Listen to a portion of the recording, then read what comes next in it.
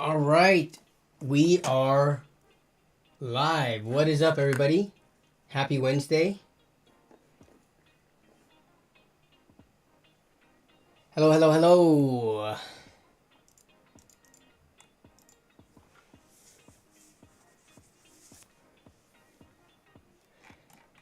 First in the house is Stang 2007. What up, Stang? We got Extreme Zone 97 in the house. Hello, Dispatcher Gaming. Finally got the Red Devil 9070 XT. Where'd you end up getting it from? And are you willing to share the price you got it from? Because the Red Devil model and the XT, I'm just gonna guess, $900-ish. But it depends on where you got it from. Micro Center, I think, seemed to have the best pricing for those, but no idea if you got it from there or... I mean, they've been coming in and out of stock, it seems, on Newegg, but Newegg and Amazon seem to be getting more of 9070 non-XTs than the XT models. And in the Falcodrin Discord server that I am, that announces the launch of the... Not the launch, but the drops of the cards... People have been saying, or they always reply with a clown emoji every time a non-XT card drop happens. Because they're going for like $700, $700-ish, the non-XTs. So, compared to how, what, they're supposed to be 500? Yeah, it's kind of pricey.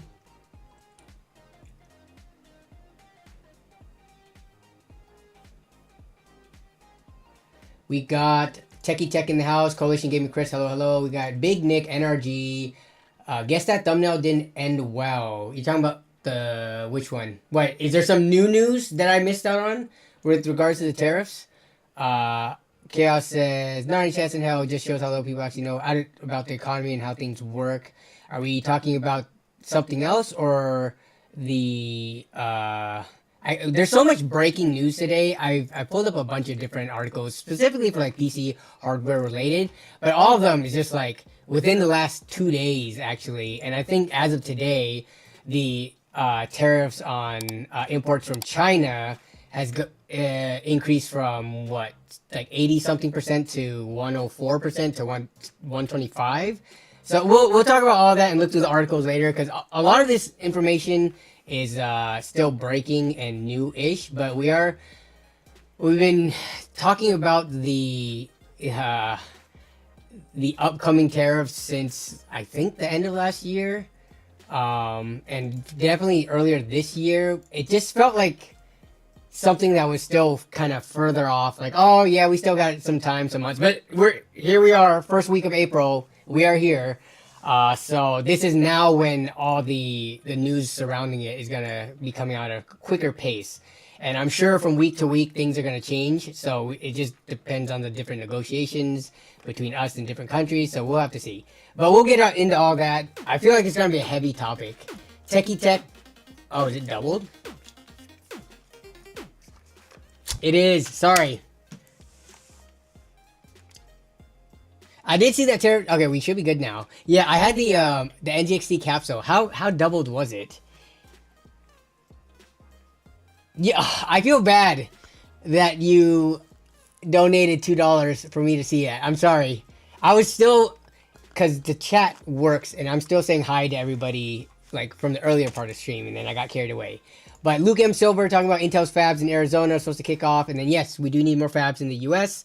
But I'm very curious, and I mean, I don't know if there's any like industry experts in here, right? Maybe Mike Berzone's probably the only person. But if we end up having fabs stateside, but the labor to run those fabs, because the average US person makes more than pretty much almost anyone in a different country, right? Cost of labor, cost of hiring someone from the US, having it stateside, but are we still going to see higher prices, even though we're not going to have to deal with any like, you know, import taxes or tariffs and things like that? It's just like outside of PC hardware, let's just talk about the clothes that is manufactured. Have you bought something made in the US, like t-shirts and stuff like that?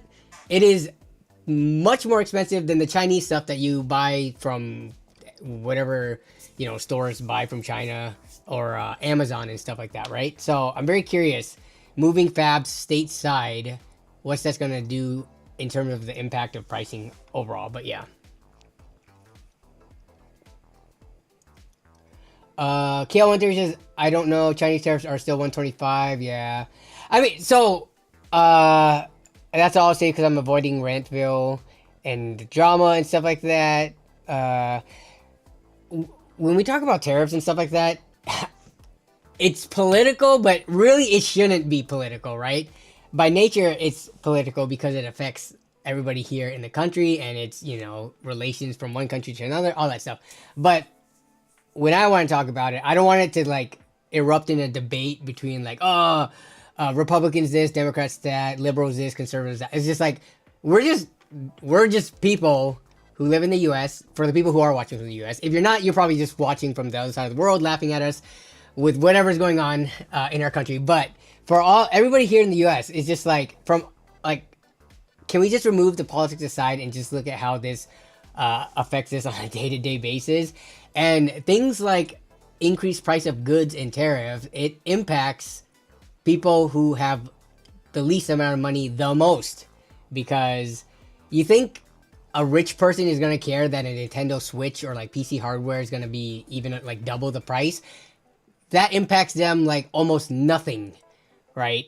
But for day-to-day goods, for the average person who makes, you know, whatever the US median is, then it's going to affect us much more. Let's see. What up, George? What up, Lemonhead? I'm just going to quickly say hi to everyone, and then we'll get caught back up. What up, Michael Levote? Yes, you have not been here in a while. A long time no see. How are you doing? Glad to see you in the stream. Indecline06 says, everyone better go buy extra mobiles, PSUs, and SSDs. Well, if you are just a person who builds your own computer and you use your own computer, yeah, tariffs suck. But like, once you'll eat the cost on like your one system, right? The people who are more affected by it are the ones who are buying more than just one PC's worth of parts. Like, let's just say you were, before these tariffs, you're going to buy a PC for yourself that costs, I don't know, $1,000, and now it's going to cost you $1,500. Yeah, spending 500 extra bucks sucks, but that's just on one PC, right? And then you're going to have that PC to last you for the next 3 to 4 years, hopefully to get you through whatever the hell we're about to go through with the PC hardware market right now. But for someone who's like a PC flipper, oh, this is going to suck. If all the prices have already gone up in the used market, at least.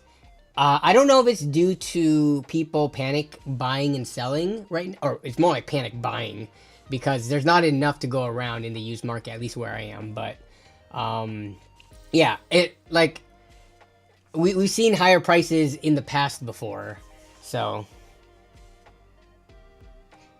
Extreme Zone says, if you want to buy tech right now, best bet is to buy used. Yeah, except used prices have gone up. How many percentages? Like, if we're looking at like let's say RTX 3070 that used to be pretty solidly 250 like 3 or 4 months ago. Now they are, in my local area, none of them are under 300 bucks. So 250, that's like a 20% increase right there. And we're not even in the full swing of things yet.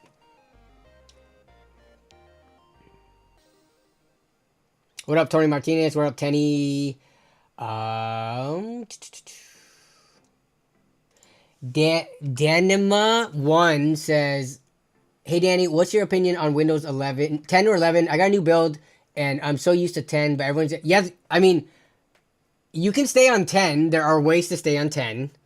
There are the longer term versions. I haven't looked at how much the keys for those cost, or if there's a way to get it in the high C's, if you know what I'm talking about. But there are ways to stay on 10. I am going to make the shift to 11 personally in the coming weeks here. So I got my new build done, and yeah, I still got to finish the video on that. But I'm going to shift to 11. I've already been using 11 on my laptops and things like that. I don't think it's as bad as people are saying it is. Yeah, I mean, I know there are some specific scenarios with specific hardware and specific games where you can take a hit in performance. But like overall, I think Windows 11 is fine. There are people in this chat who have upgraded to Windows 11. It's just like it's the menus and some of the settings are placed elsewhere, and I guess there is more like, you know, they're trying to push the Copilot thing as well as just like the different notifications, and it almost feels like it's running ads. I mean, I use a different another computer a decent amount of time with Windows 11 on it, and I don't think it's as bad as people say it is. I would prefer to stay on Windows 10, but you know, if the end of life is coming up soon for their standard versions like Pro, Home, and all that stuff, and going to 11 is not preferred, but is not as bad as like the internet makes it seem. I don't know why. I feel like people are over exaggerating how bad 11 is. What I'm telling you right now, go to 11, and of course there's going to be like the fringe use case where like 1% of the people actually have major problems with their specific scenario and use case and programs that they use, where 11 actually sucks a lot. But for the wide majority of people, I think 11 is going to be fine. Is the mic okay? No, the mic is good. I already fixed that. Sorry, it's because I'm still behind. What up, Damien? What up, Retro Vet? Paid $850 for the Red Devil. Okay, so is that before tax or after tax? I think after tax it would be in the 900 range, right? What up, Lax Lifters? How's the foot? It's as bad or as good as it's always been. I can't run yet. Let me get caught up in chat right now. Okay. Bloatware and more tracking and Copilot. In terms of the bloatware, yeah, I mean, I feel like the bloatware isn't like, it's still not like as bad as Norton or McAfee antivirus or any of that stuff. It's just like Microsoft bloatware, which you can go in and make sure that it never turns on when you boot up, and you can uninstall some of them, right? I don't know. But yeah, the tracking and the Copilot thing, it sucks, but you could go to Linux if you think it's better, but you know, if you think it's better and it's free, so I don't know. I feel like when something is free or good in terms of Windows, then you are the product or whatever, right? That's what they always say. People are willing to put up with the stuff that Microsoft is doing with Windows because it is, for the most part, for a lot of people, the best solution out there. So I don't know. Tariff LAN, I know right now. I started going shopping for food for the LAN, and prices for groceries have not been that bad, except for eggs. Still, my goodness, Trader Joe still limits 1 dozen carton of eggs. Yeah, 12 eggs is not going to feed a LAN full of people, so we got to go do the Costco run and get more eggs. But yeah.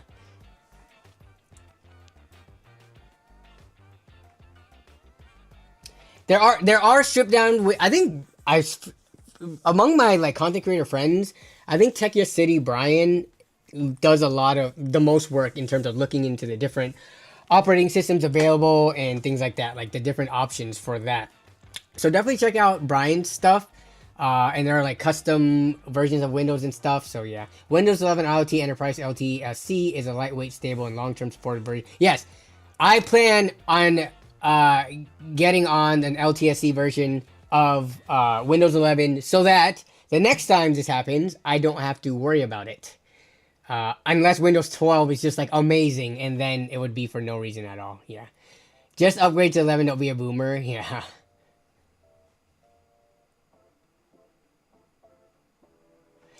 Remember the good old days when Windows wasn't full of spyware?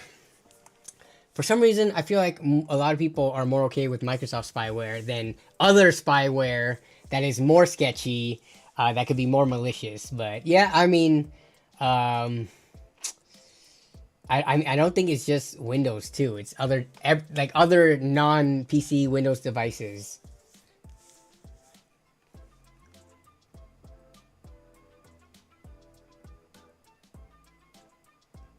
I just paid. Oh, that's so cheap. 20 bucks. Wait, 20 bucks for 30 eggs? What am I getting right now? I'm getting So that's $10 per 30 eggs. Right now I'm buying eggs at about 2 dozen for about $8. 24 eggs. So a little bit better than that, but nice. I bought 150 eggs from Smart and Final for $85. How does that work out math wise? So 85 divided 150, that's equal to 50 cents an egg times 24. So about $14 per dozen. Dang. Or yeah, for 2 dozen.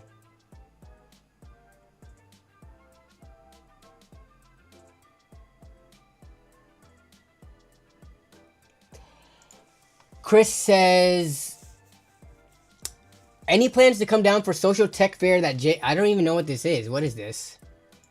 Social Tech Fair. I have not seen what this is. Social Tech Fair. Jay's 2 cents.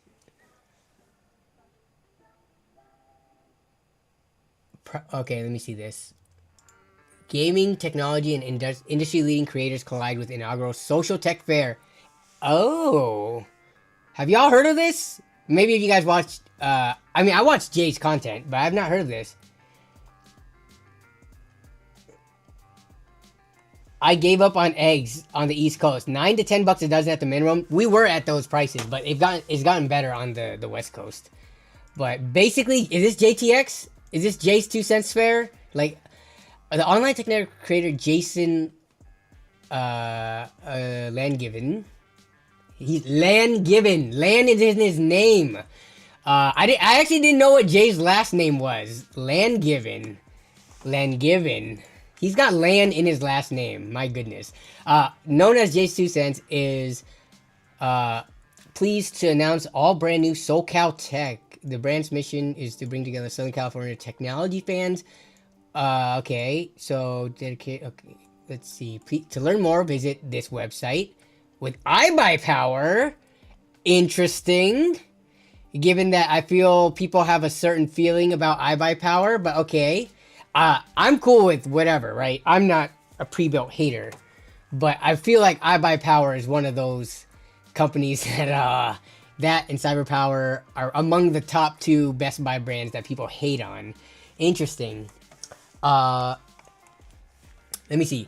Okay, let me read more about it. So, we'll be hosted at iBuyPower's headquarters. Okay, so he's teaming up with them for it. And attendees can look forward to hands-on time with the latest PC gaming tech. I wonder how big this is gonna be. It's their first year. It's a 2-day event. I would imagine it would be like kind of the earlier days of LTX. There's no way... right out the gate, their first year of doing this, it would be bigger than LTX 2023, if I had to imagine. So, dedicated on stage. So, Bitwit, Austin Evans, Jay's 2 cents are gonna be there. I wonder if... Dude, California is like the hub for tech content creators. I know not everybody's there, but there's definitely more... Like, Paul. Is Paul gonna be there? Who else is... I don't know if Jay and TechSource, if they ever got along, but like there's a lot of creators in California. Interesting. Mike Golavote says, I fixed dozens of iBuyPower PCs over the years. Not very good. I'm trying to think if I've had to service. I'm pretty sure I've worked on iBuyPower PCs before. I don't know if they're any worse than any other pre-builds. Sometimes it's just based on like bad luck, right? Good companies can produce pre-builds that, you know, they might have just missed the bar on a couple of builds, and then same thing with bad companies. But I guess statistically, I don't know, is there stats on this out there? If he does a land, he would live up to his name. Yes, he would be he giveth land, but then he can taketh. Danny, will you be mixing liquid egg whites with real eggs again? No, I'm done with the egg whites thing. Okay. I'm not sure if I talked about this before. Egg whites, if you, like, have you fried an egg, right? The egg whites part of the egg, I'm not going to say it's plastic, but if I had to describe when you start crisping egg white, it has kind of like a plastic filmy type of, that's the best way I could describe it. consistency, I guess. You're gonna be like, what kind of eggs you been buying? I don't know, just try it. Go mix in like 2-part egg white and 1 normal egg and see what the consistency is like. Mixing in egg white with normal eggs and scrambling them, it made the eggs feel more plasticky. That's the only way I know how to explain it. So preferably I don't have to ever do that again, but because egg prices are good right now, but we'll see. People hate on anything that isn't full custom. Yeah, a lot of people don't like pre-builds. I'm okay with them. I was at the garage sale he did. The line was so long. Wait, you mean recently or you mean like a long time ago? Including people I remember seeing at LTX were there from the Sun. The Sun fried me. I remember him and Paul and Kyle have done like meetup fan meetups together. Yeah, okay, so you aren't talking about recently. Got it. Yeah. Retrovet, thank you for the YouTube membership chat. Neuro big budget for 1 month. The tariffs are going to make eggs expensive, but LAN Party this weekend. That should be the new title. No, the tariffs, here's the thing, right? At the end of the day, electronics aren't a necessity, but things like groceries are. So I just want groceries and fruits and vegetables and food, things that we need, right, to be affordable for everybody. More expensive PC hardware, you know what? Buy used, even though the prices of those are going up. Buy something that's not as nice as you were going to buy. Let's say you had $1,000 budget. That's still a decent amount of money to buy a used parts PC. It's just not going to be as nice as what it would have been without tariffs and with increasing prices. So, but again, PCs for the most part aren't a necessity. And if you argue that, oh, I use my PC to edit videos for a job or something, then 1, it's a business expense, and 2, it's just worth it. If you are that reliant on a computer, then paying more money for it and being able to use it to do your job day in and day out for the next few years, it should be like just a blip. Like, you're gonna forget about it once we get over this, so yeah. But my electronics pay for my groceries. Well, that's the thing. If you're making any serious kind of cash from this, people have justified paying $4,000 to $6,000 for RTX 5090s for either machine learning or because their job made it worth it, right? If people can make back the money, then at the end of the day, it kind of all just washes out. But yeah, medicines are, yes, medicine too. I forgot to mention that. So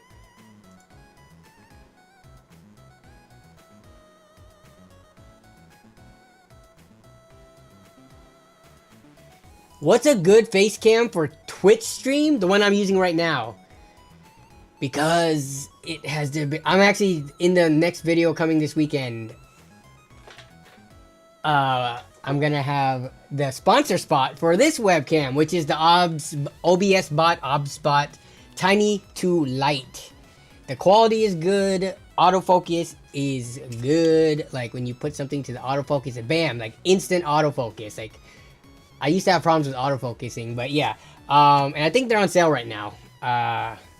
But it's still like $150, but like the ability for it to track you and the quality, I think, is pretty good for a webcam, right? It's not going to beat a DSLR, but it's also tiny, hence the name. And yeah, I like it. And I'm also going to do a stream with them as a sponsor in the future too.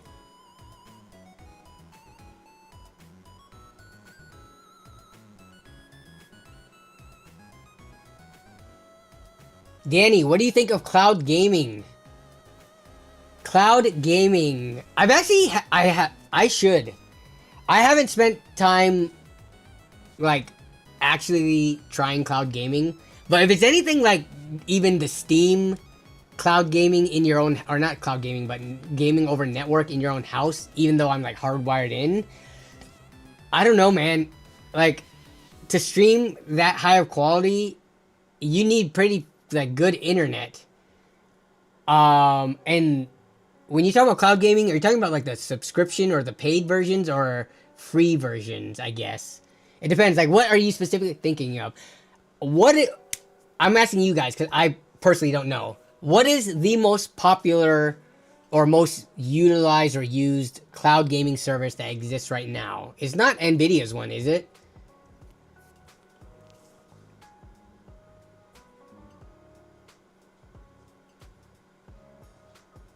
Xbox Cloud Gaming and GeForce Now. Is GeForce Now one of the top ones? Let me see. GeForce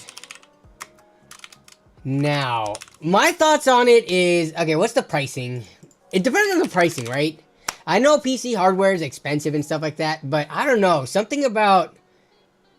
So $9 a month, but then you already have to have pretty good internet to get...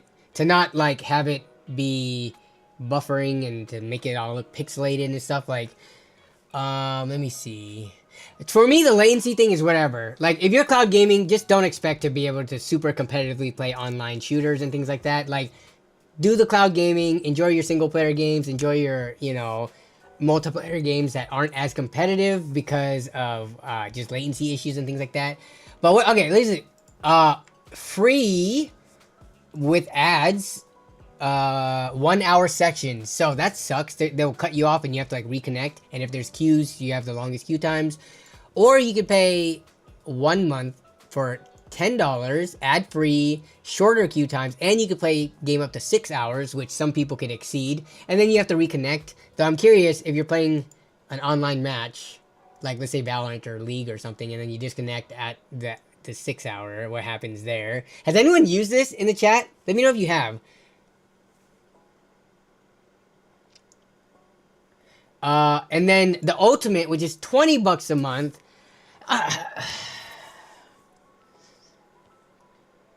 I mean, I get it because a PC, like, and you get a 4080 level PC, right?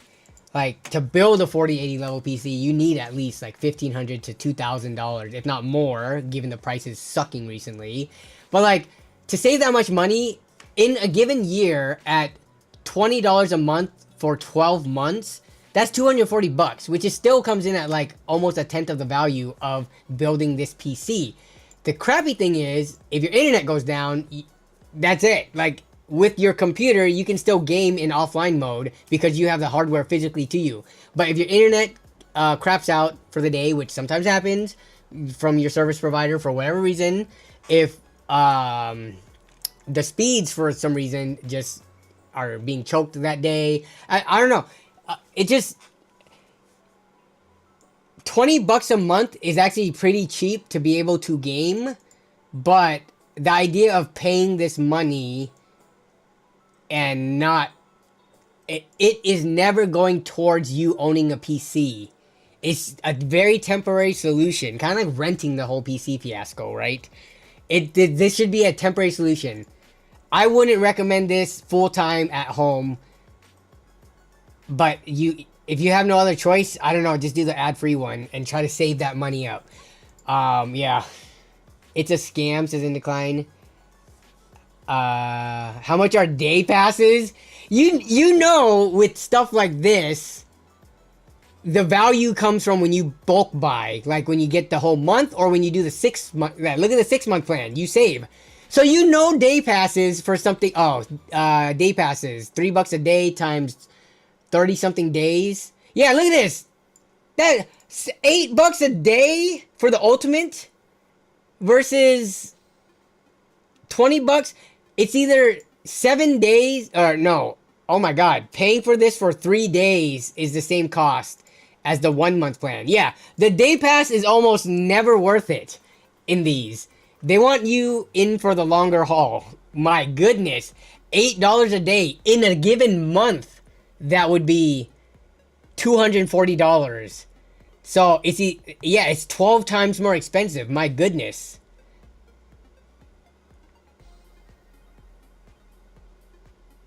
You're gonna need 1 gig. I don't know if you need 1 gig. What do they say? What do you need? All feature systems. Okay, here's the systems requirements. This is interesting. Thanks for bringing this up, by the way. All right, your hardware requirements. You need 64-bit Windows 10. You need, okay, at least a dual core, 2 gigahertz or faster, okay, 4 gigs of system memory. Bro, I feel like Windows is already gonna bog you down if you only have 4 gigs of system memory. So having total of 4 to run both Windows background stuff and GeForce Now, how? I don't know if I believe this. Someone has had to have made a video on. I'm gonna write this down as the video ideas. GeForce Now on minimum specs. If I have time, I will go and I'm sure someone must have looked at this and have done this experiment. But I wouldn't mind doing it for myself just so that I could also experience it firsthand. But my goodness.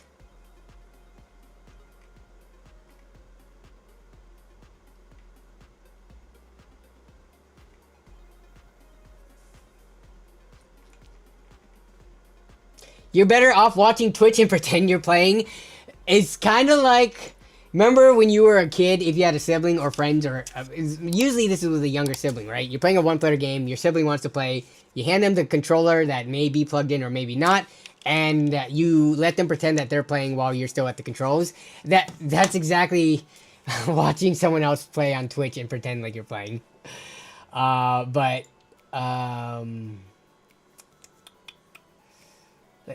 don't know. This stuff, I understand, like, some people are desperate to start playing video games now, and it's going to take forever to save up, like, $300, $400, $500 to even build a budget machine. So this looks like a good deal. But, for me, I would rather say, like, find a friend or family member who would even give you a interest-free loan and start, you know, to at least build a $400 system. I feel like having your own budget $400 gaming machine would be a better experience than even this ultimate plan with the cloud RTX 4080. It's just, you're not flushing money away every single month. I know it's not flushing it because it's entertainment, you're paying for it, but still, not a fan. I knew someone who used this for 2 years to play Gary's mod all day. Well, with Gary's mod, you could probably play on the $9.99 plan. And then you could do it. So for 2 years, that'd be $120 a year, $240 over 2 years. That's not too bad, I guess.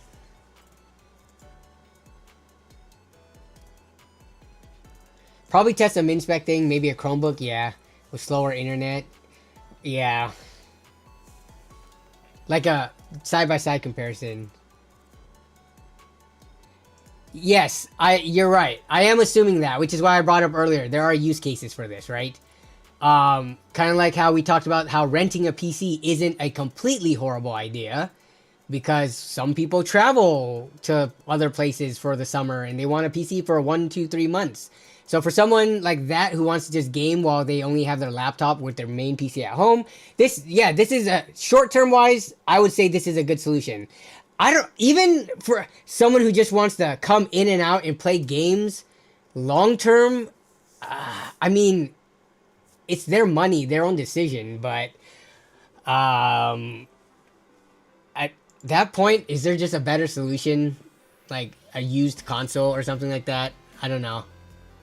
Someone who just wants to hop in and out and play a game that can't just run on like a dinky cheap laptop or machine, but would need RTX 4080 power or performance levels over cloud. I don't know. I'm sure there are people who want that, but it's got to be like a small minority. Technically, we are renting the internet. You are right.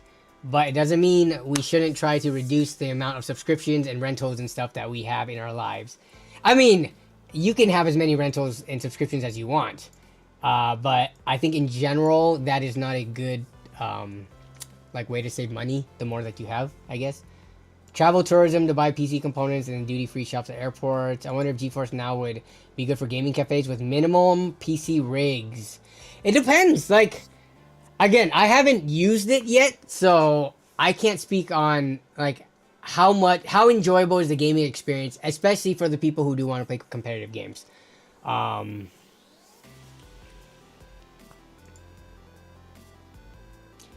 if I went to a gaming cafe and they use cloud gaming, I'd be pissed.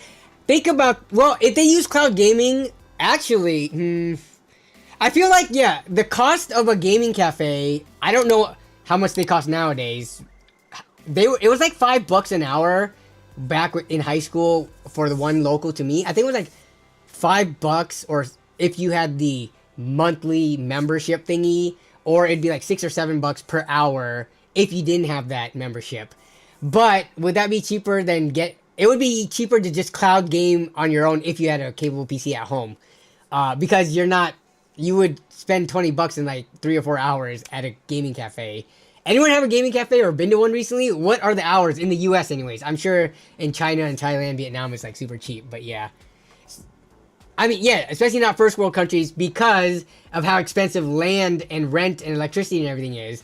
Like, that's why LAN centers and net cafes kind of died out. It's just not a profitable business. And anyone going to those, it's so expensive. Like, same thing. Just save the money and buy the PC.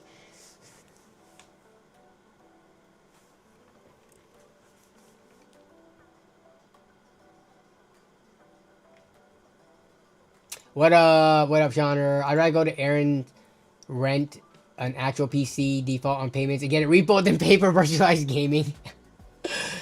Yeah, who did say it ran on gigabit? I don't know what the speeds are. Did they say the speeds on the requirements? I don't think you need gigabit, but I don't know what is the average American's internet speed at home. Okay, internet requirements. It's right here. So if you want to play 60 FPS, okay, we're not talking, let's just say at least like bare minimum 1080p 60 FPS. They say 25 megabits per second, which isn't all that much. Even at 120 FPS 4K, it's only 45 megabits per second, and that would be down. So yeah, I feel like anybody who has broadband internet in the States should have these speeds, unless you're getting super ripped off. But by still having DSL or like Comcast's crappiest plans, you should be covered by this theoretically. But yeah. Netfrags gaming cafe in my area is open 24 hours. 24-hour pass is $24. 4 hours is $10. Oh, that's not bad. $2.50 an hour or $1 an hour? Huh. Maybe there's a reason the one that was local to my high school died out. Techie Tech says, we have 40 down max. LMAO, that ain't an option. Yeah, and then if you're sharing it with other people in your house or someone streaming Netflix and things like that, yeah. You might have to lower your expectations. Yeah, you can't do 4K. You probably can still safely maybe do 1080p unless for some reason your rated internet speed is not your actual achieved speed. But yeah. There's a gaming cafe in Tequila that's $30 an hour or $20 for 30 minutes. My goodness. That is $30 an hour. Most people don't even make that take home after tax. You gotta work an hour or more than an hour so that you can play games. Like, the ratio is not there. If you don't have fiber 1 gig, nah, plenty of people don't have fiber 1 gig. Are you kidding me? Even in super like techie areas like in you know, Washington here, not everybody has the gigabit stuff. I do, thankfully, but yeah. Okay, interesting topic. Let's start talking about some of these tariffs, which, first of all, I'm going to say I'm not an expert at all this stuff. I'm getting all this information as you are getting them. So unless, I feel like people get very, like, defensive almost when we start talking about these things because it is political. I'm just talking about things, prices of things. I'm not throwing, well, sometimes I throw people's names under the bus, politicians and stuff like that, but I'm not trying to like fuel like this huge debate, right? We're just talking about, as all of us are PC gamers, or for the most part, most people here are, these things do affect us, and I just want to look at the news together and discuss it. And I wanted to pull up this one, which is one of the biggest one, because this broke today with the pause. And I think either Retrovet or was it Extreme Zone who said it earlier. I don't know when the news for this broke, but I was pulling up a bunch of other stuff and then I saw this. So there was, where's that iconic picture? Yes, Trump holding up this picture and people were memeing on it and stuff like that with the reciprocal tariffs. And a bunch of these countries apparently have reached out. According to Trump, he says more than 75 countries have called the U.S. officials about negotiating trade deals to remove these tariffs, right? Which is a good thing because even though China is still 125% effective immediately, which for the PC hardware and stuff, that sucks, right? Electronics, all those things.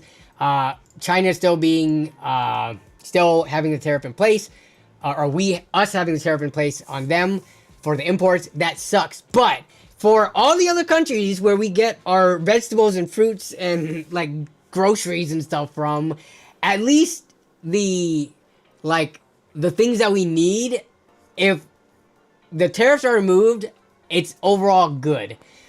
But so let's see. I'm trying to find in the China. So it was 104 increased to 125, but on here, so from this where this picture was taken, it was 67%, and then it went up to 80 something percent, and then it went up, right? So this hurts us because most of the PC hardware and stuff is manufactured on that side of the world, whether it be China, Taiwan, some other countries as well.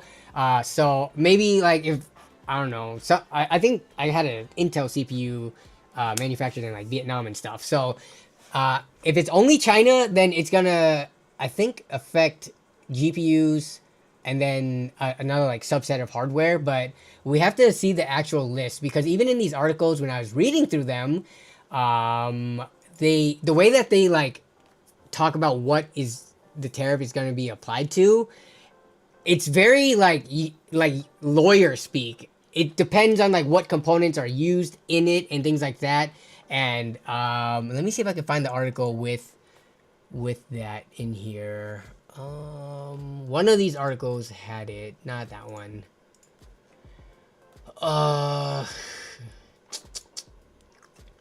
PC Insider. Come on, don't tell me I closed that one.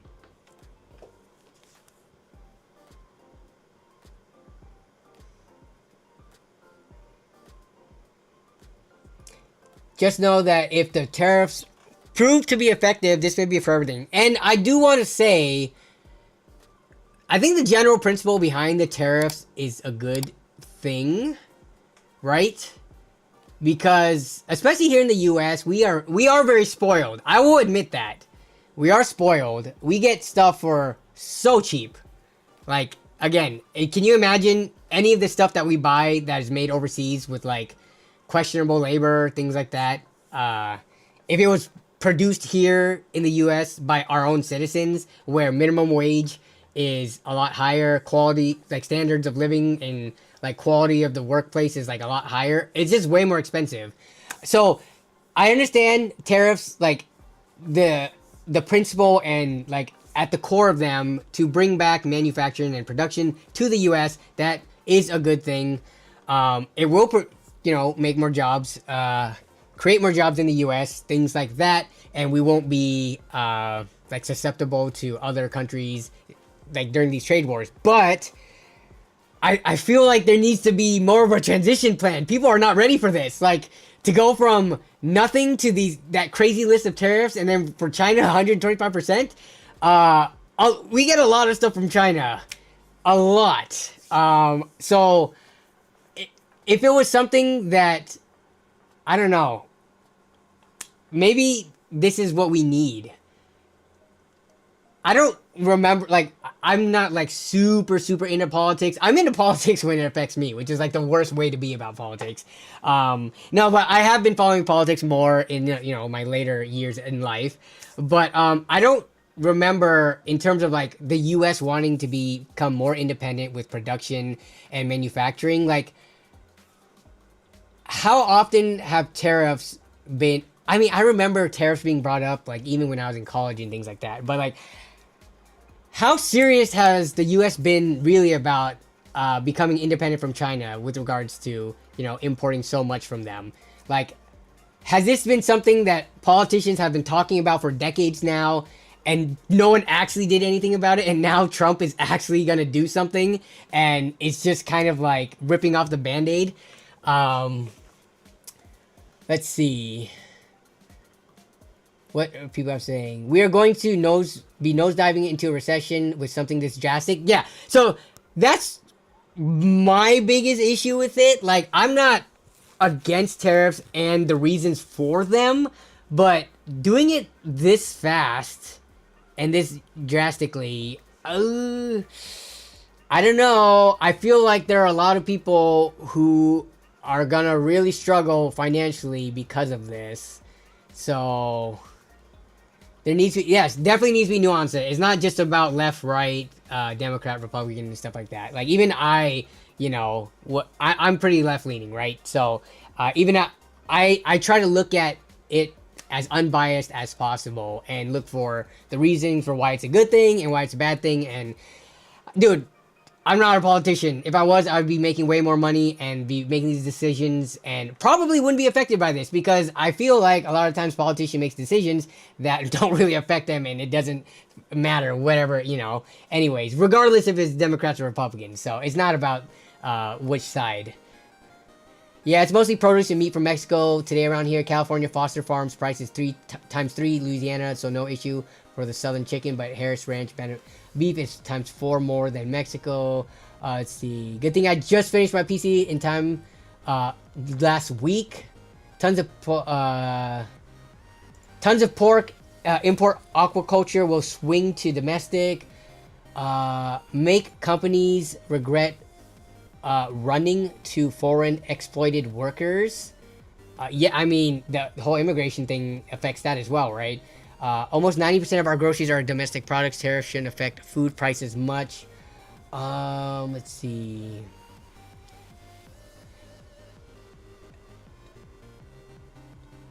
It's been something Trump has been mainly pushing, I think. Lately, we've been more dependent on Chinese goods, and with tensions around mostly Taiwan, that could hurt us when we go to war with them. Let's see what else people are saying. Why bring politics into... I'm not bringing politics into a tech channel. I'm talking about the prices of things increasing. I feel like the people... First of all, I'm not trying to stroke any flames or anything, right?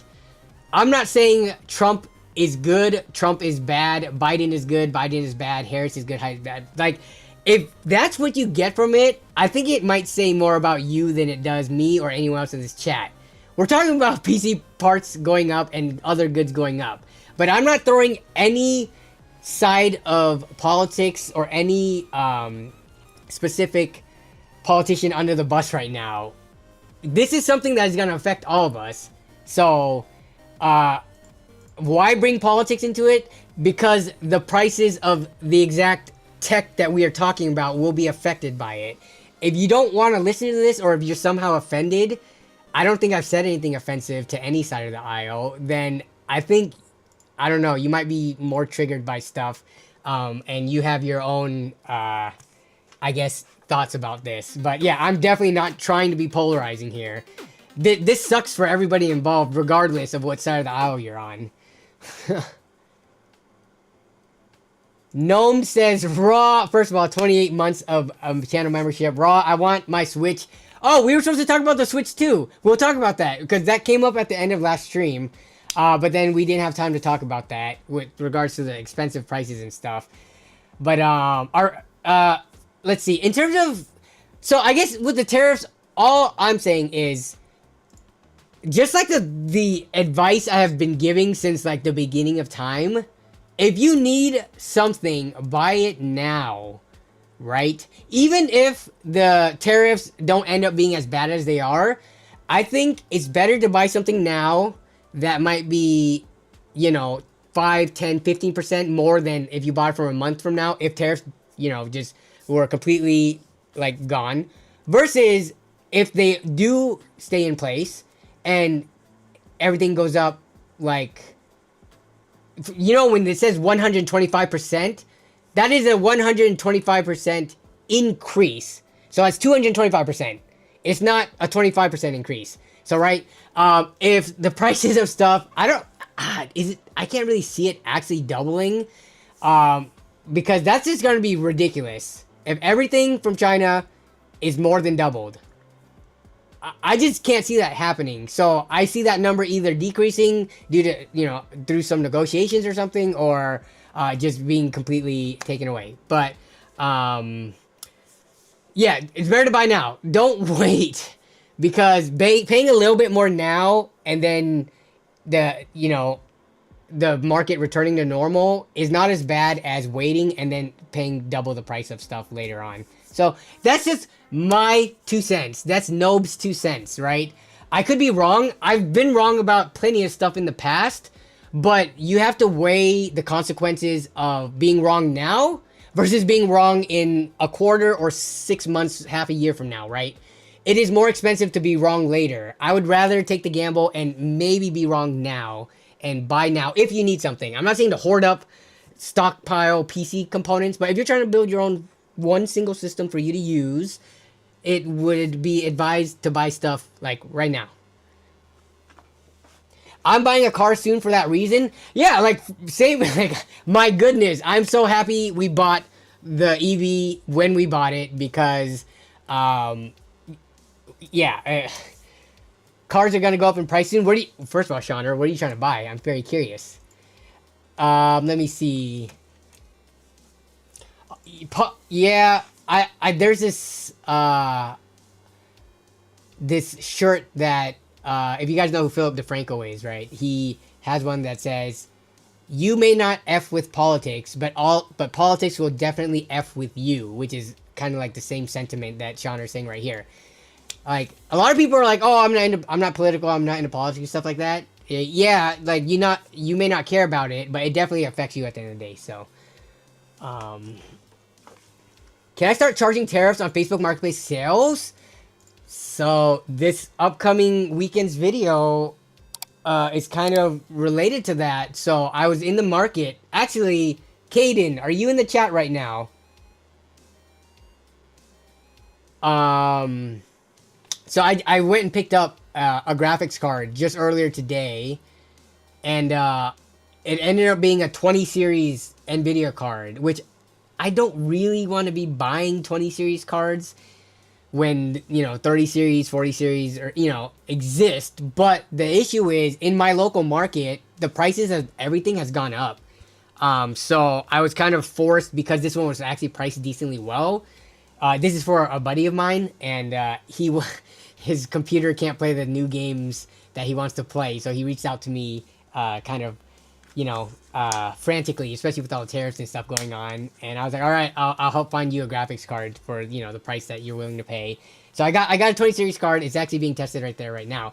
But yeah, in my local market, everything has gone up in price already. So we are already seeing the effects of pricing in the new market ripple down to the used market, because there's no availability or no good options at certain price ranges. So yeah, I mean, we've seen, like, with all of NVIDIA's and AMD's high-end graphics card launches, there's a reason why 40 series, like the 4070, 4080s, 4090s, are still going for like stupid prices right now, because everything is being affected down to the used market. So yeah, people are effectively applying tariff-based price adjustments to the used market right now. Just look in your used market. Look on eBay. Things have definitely gone up around like 20-ish% from what I've seen. Yeah, they've been messed up for a while now. Part of it is due to, like, people maybe... I think it's like a 3-pronged effect, right? People knew tariffs were incoming, so maybe people were stockpiling. The flippers might have like started buying everything up recently. Now when I search for something on Facebook Marketplace, like let's say I search for RX 6700 XT, I find more fully built computers being sold in the used market than I do individual graphics cards. So maybe the flippers bought them all up. But then there's the whole, they stopped production on those past generation of cards. So there's just lack of availability. And then there's, what was the third prong? Let's see. Tariffs, lack of options in the new market, and then in the used market. I guess there's only 2 prong as it affect the used market goes up in price. Rip to the people that sold their 4090s before the 5090 launch. Exactly. Rip to those people, because those 4090s are still going for $1,600 plus. I think I saw someone paying $2,000 for a 4090 recently. Just because 5090s do not exist right now, and 4090s for the performance level are still really good. You're looking at a Subaru Crosstrek, at least if I go new, got up to 30K to spend at the top end, maybe go use for closer to 15, mostly need AWD and something dependable. Yeah. Cars are one of those weird things where it's like, yeah, you can save a lot buying a used car, but from between a 15K and a 30K, like half the price. But I would imagine for 15K, that's gonna have a decent amount of mileage on it, and you know, like, do you want to deal with potential car troubles depending on if you're into cars and can work on your own car? Like, it's like the used market for PCs, right? Like, some people just don't want to deal with the hassle of something going wrong with used parts. So that's why they buy new, even if it costs like double the price for the same performance. But for everybody else who do work on their own PCs, we're like, oh, if something goes wrong, I should be able to troubleshoot it. I'm like, okay, right? So politics are lame. It's a great way to lose half your friends. I am friends with people from all sides of the aisle, and I think it depends on how you approach politics, honestly. Like, do not engage in like heavy debates and stuff like that, and don't get like, I know you should take it personal because it affects us all personally, but still, it's one of those things where like, just because someone disagrees with you about something doesn't mean that they don't agree with you in so many other aspects of life, right? And it's just, politics is one of those polarizing things, so that sucks. Yeah, see, I figured it had a lot of mileage. I didn't know how much to guess, but 80,000 miles for half price. I mean, if you plan to take it to 200... the thing about Subarus, though, that from friends, because a lot of my friends are into Subis and stuff like that, they're definitely not as easy to work on compared to Toyotas and Hondas. I'll just say that. My friends who do have the Subarus and stuff like that, they have been the types to take them in to like Subaru specific dealerships to get them worked on and things like that. So it's just all stuff you have to consider.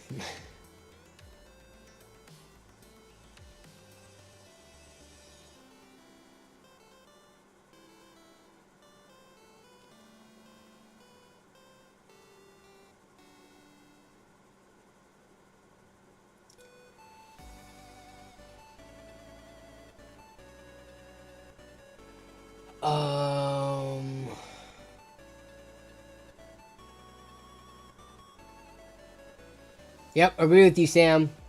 The two-party systems is a huge detriment to the politics in the U.S. Like, I feel like both sides has things that people want, but we have to vote just for one or the other, apparently. So, yeah. Okay, let me see. Did I see Caden in the chat? Oh, I am Caden. Lol. Oh! Wait, did your name change? I could have sworn it said something earlier. You are Caden. Okay, you did change your name. Or did I just read your name and not even realize it was you? Oh my god. I feel it's been a long day. But Caden is in the chat. The system is running. It's been running. Let me see how long now. So I put it on a 24-hour test, and it's been going for an hour and a half, and there's no issues so far. So I think we're in the clear. So thank you for meeting up and selling that to me. And the video should come out sometime this weekend.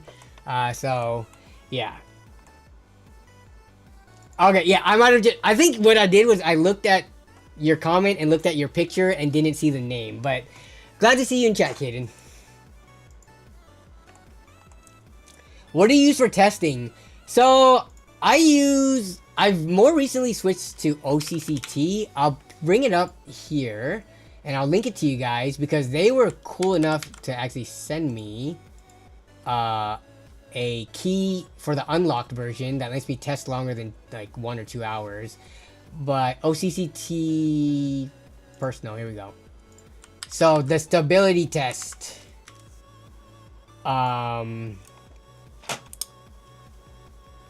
Yeah, so I use this. I also like using superposition still. I don't know why. Something about superposition, because you actually get a visual.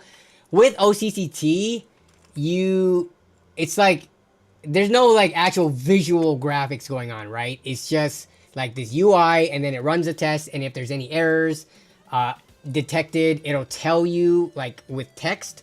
But I still like seeing like FPS, like when I run superposition, I can see how many FPS is running at, the graphics and stuff like that. So I still use both of them, but OCCT is nice because you can test CPU, you can test your memory, you can test your power supply. It's not really a power supply test, it's more of putting a high load and making sure your power supply doesn't just shut off or burn or something.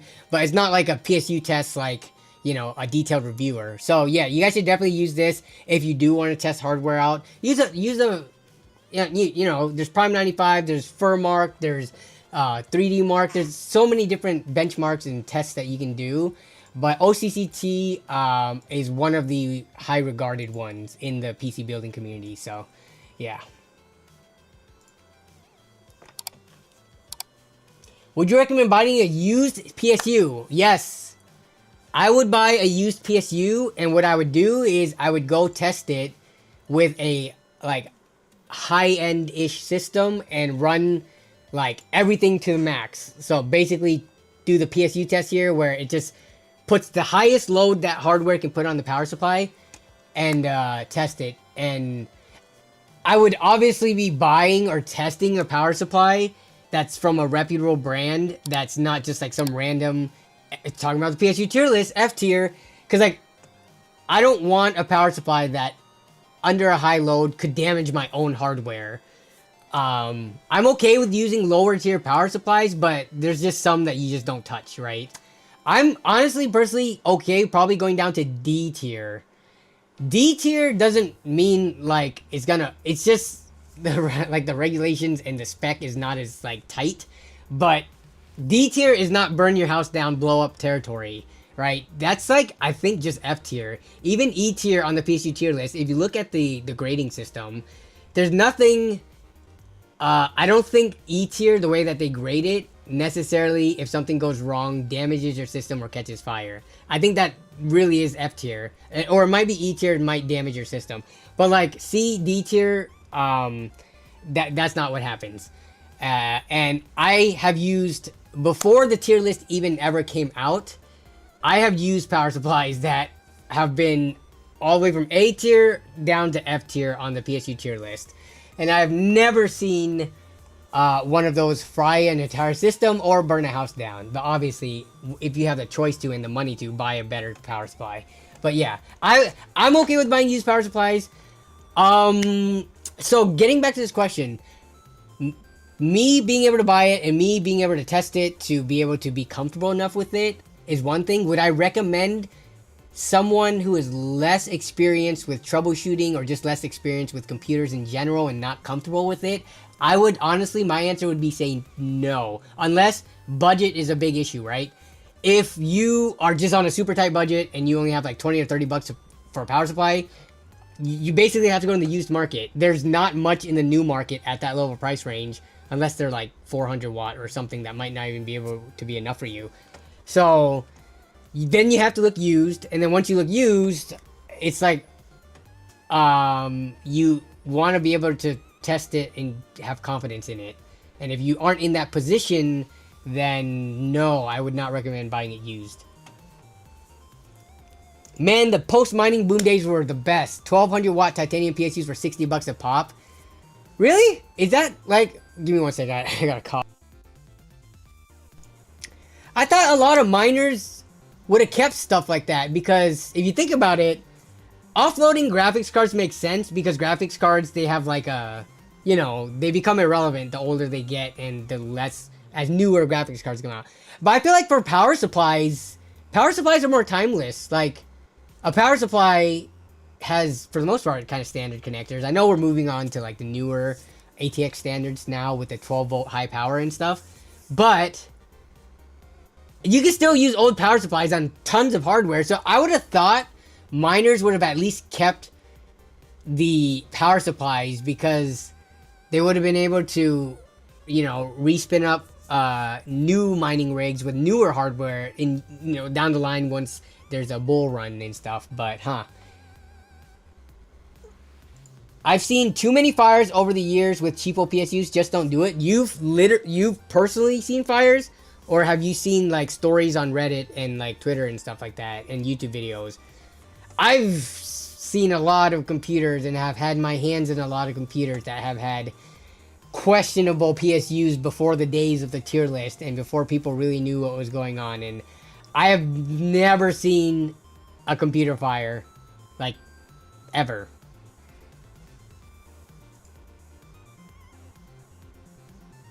A used PSU Thermaltake 700 are like $40 new. Are they? I'm gonna call cap on that, but we'll see. $40 new, huh? I'm pretty sure that might be like the 500 watt one. So Thermaltake power supply. I'm gonna call you out in decline.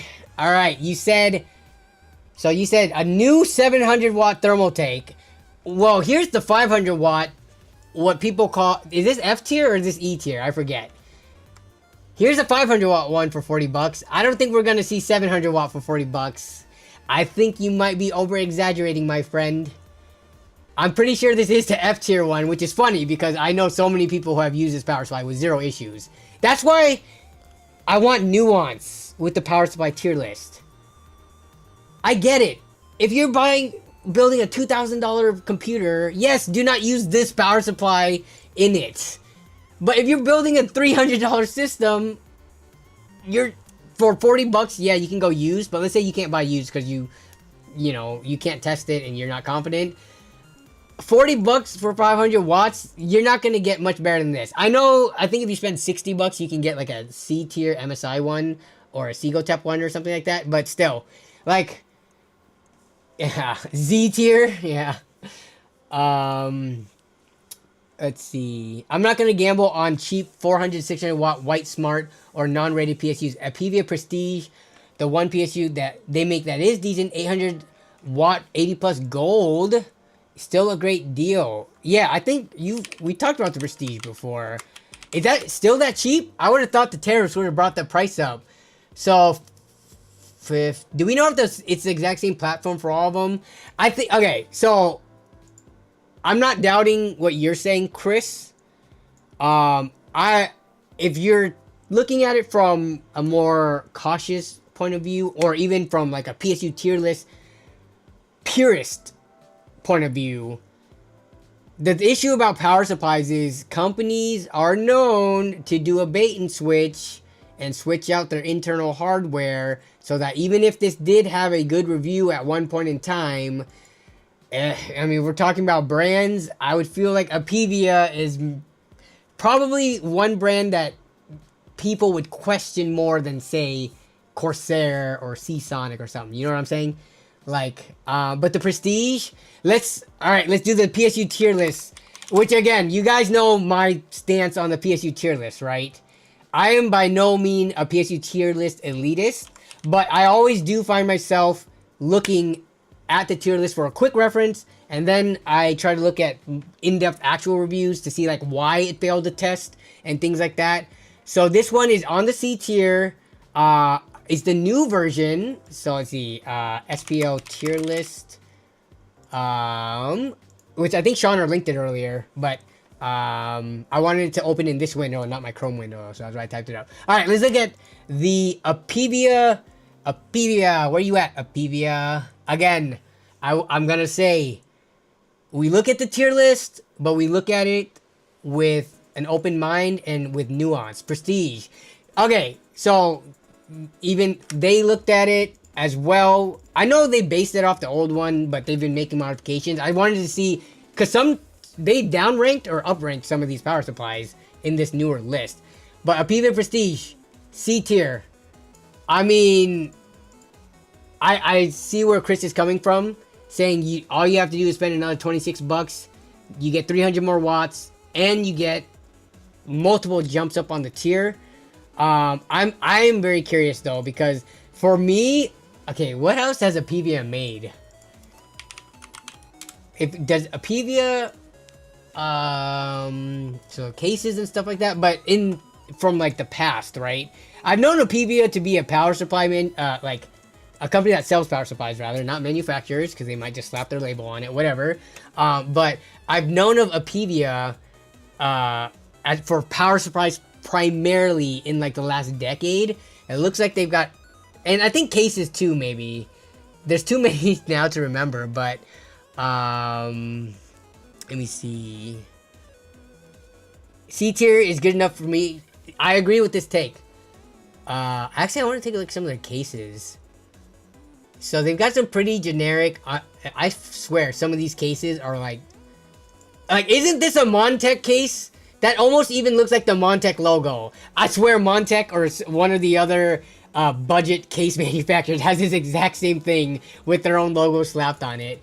But okay, so they've got a decent amount of stuff, and they're still going. I mean, yeah, I would say if this is still the same exact like internals or comparable ones to when the whatever unit was reviewed to be put on the tier list, it's speculative position, so there's no testing on it, but it's based on like a opening up and looking at the internal components. So I guess it wouldn't be hard for the tier list keepers to buy one like today, open it up, and see if it still applies, like if the platform and all that is still the same. But yeah, this is crazy good deal for a C tier at this price. A lot of case companies only make the front panel. Yeah, right. HDZ.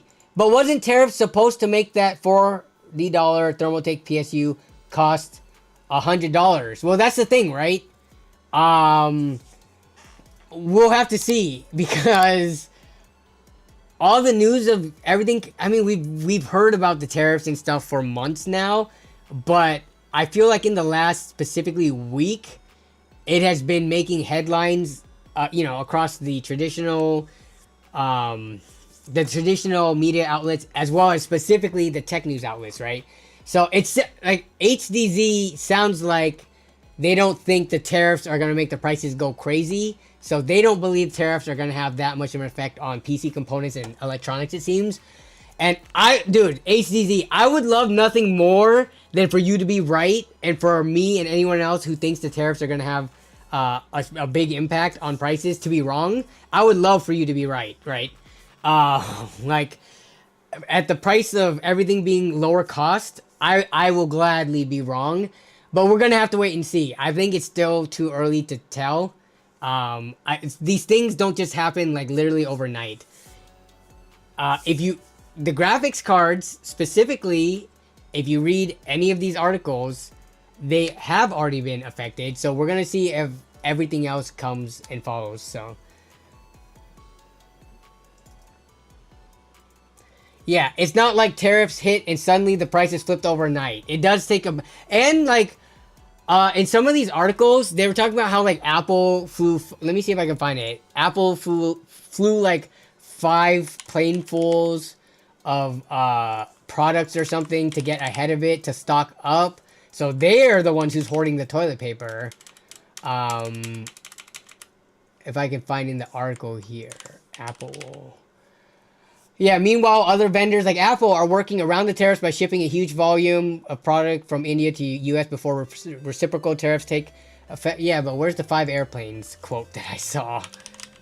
Oh yeah, the 125% rate is especially bad news for Apple, which manufactures most of the phones in China. To get ahead of the tariffs, which are scheduled to go into effect today, the company has reportedly been flying in planes full of iPhones from India and China.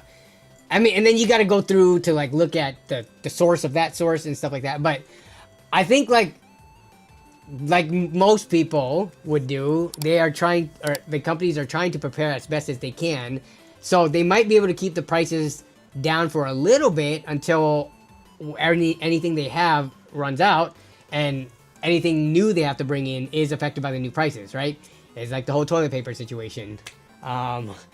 You could stock up a little bit, but then once you're out of the cheap toilet paper, you gotta buy the more expensive stuff.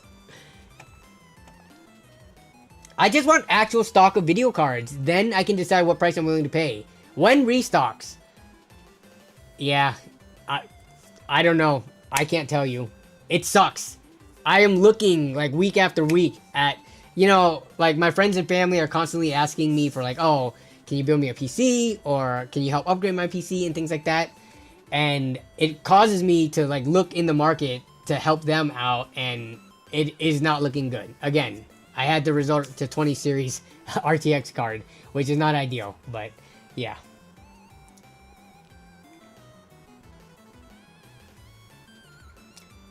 Ah, yes, Caden, a Gambia's case. Yeah, it looks like one of those brands, the budgety brand, right?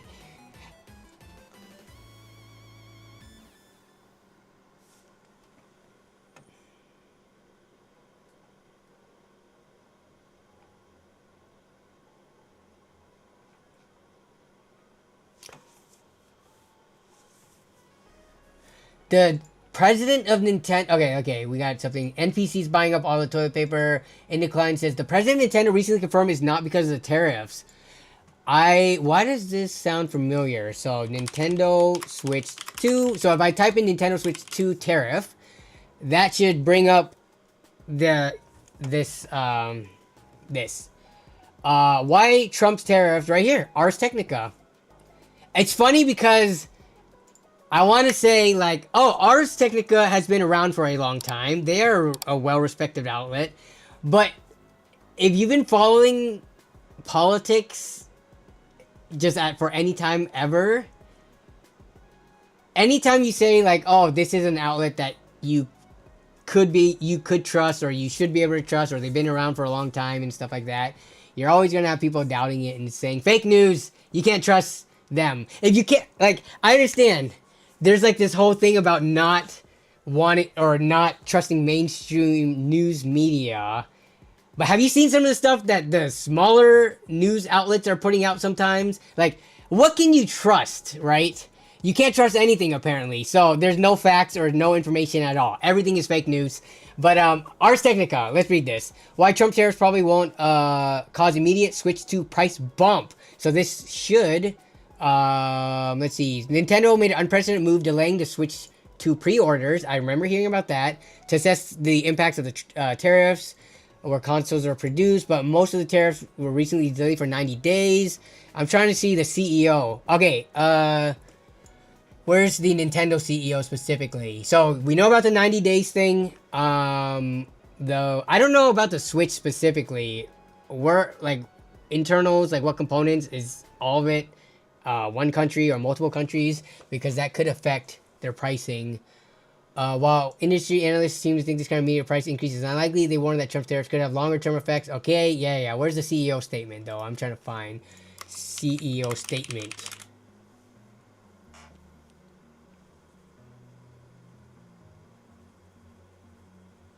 Lol, we're still trusting CEOs. Have we not learned anything from the Healthcare United? I just want to see the statement from the Nintendo president or is it Nintendo president, not CEO? On the Switch 2 tariffs, okay. 2 days ago, Nintendo president Doug Switch 2 tariffs. So this seems like the North American president, or what's going on here? North American, okay. Nintendo of America president, got it. So not like Nintendo CEO from, Japanese CEO. Okay, sat down technology. Let's see. Wait, what? Okay, Switch 2 will hit store shelves on June 5th, which is like 2 months away. Up from $300 for the original Switch, yeah. Delay pre-orders. I'm not seeing anything about saying where he says it's specifically not. You would imagine articles from the last day or two would have that statement in them if he said it was not due to the tariffs. Okay.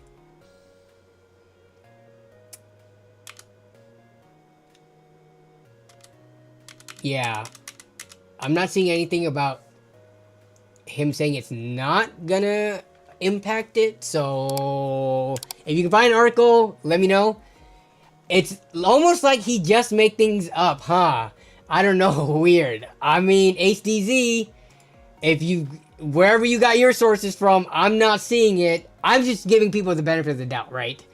Uh, but I couldn't find it.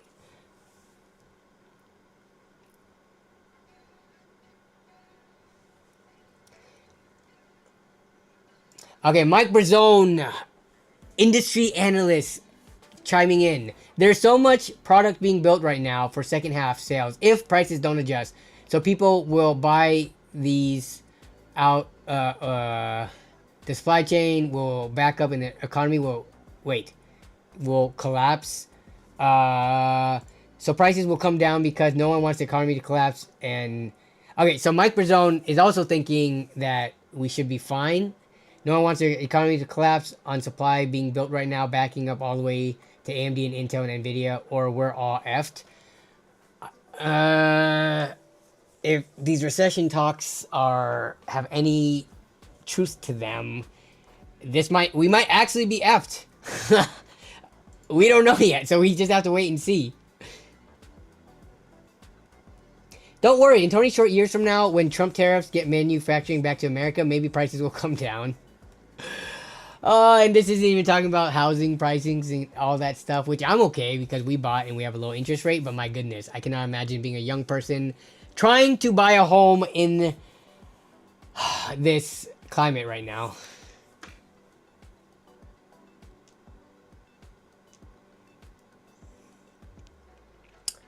Okay, let me see.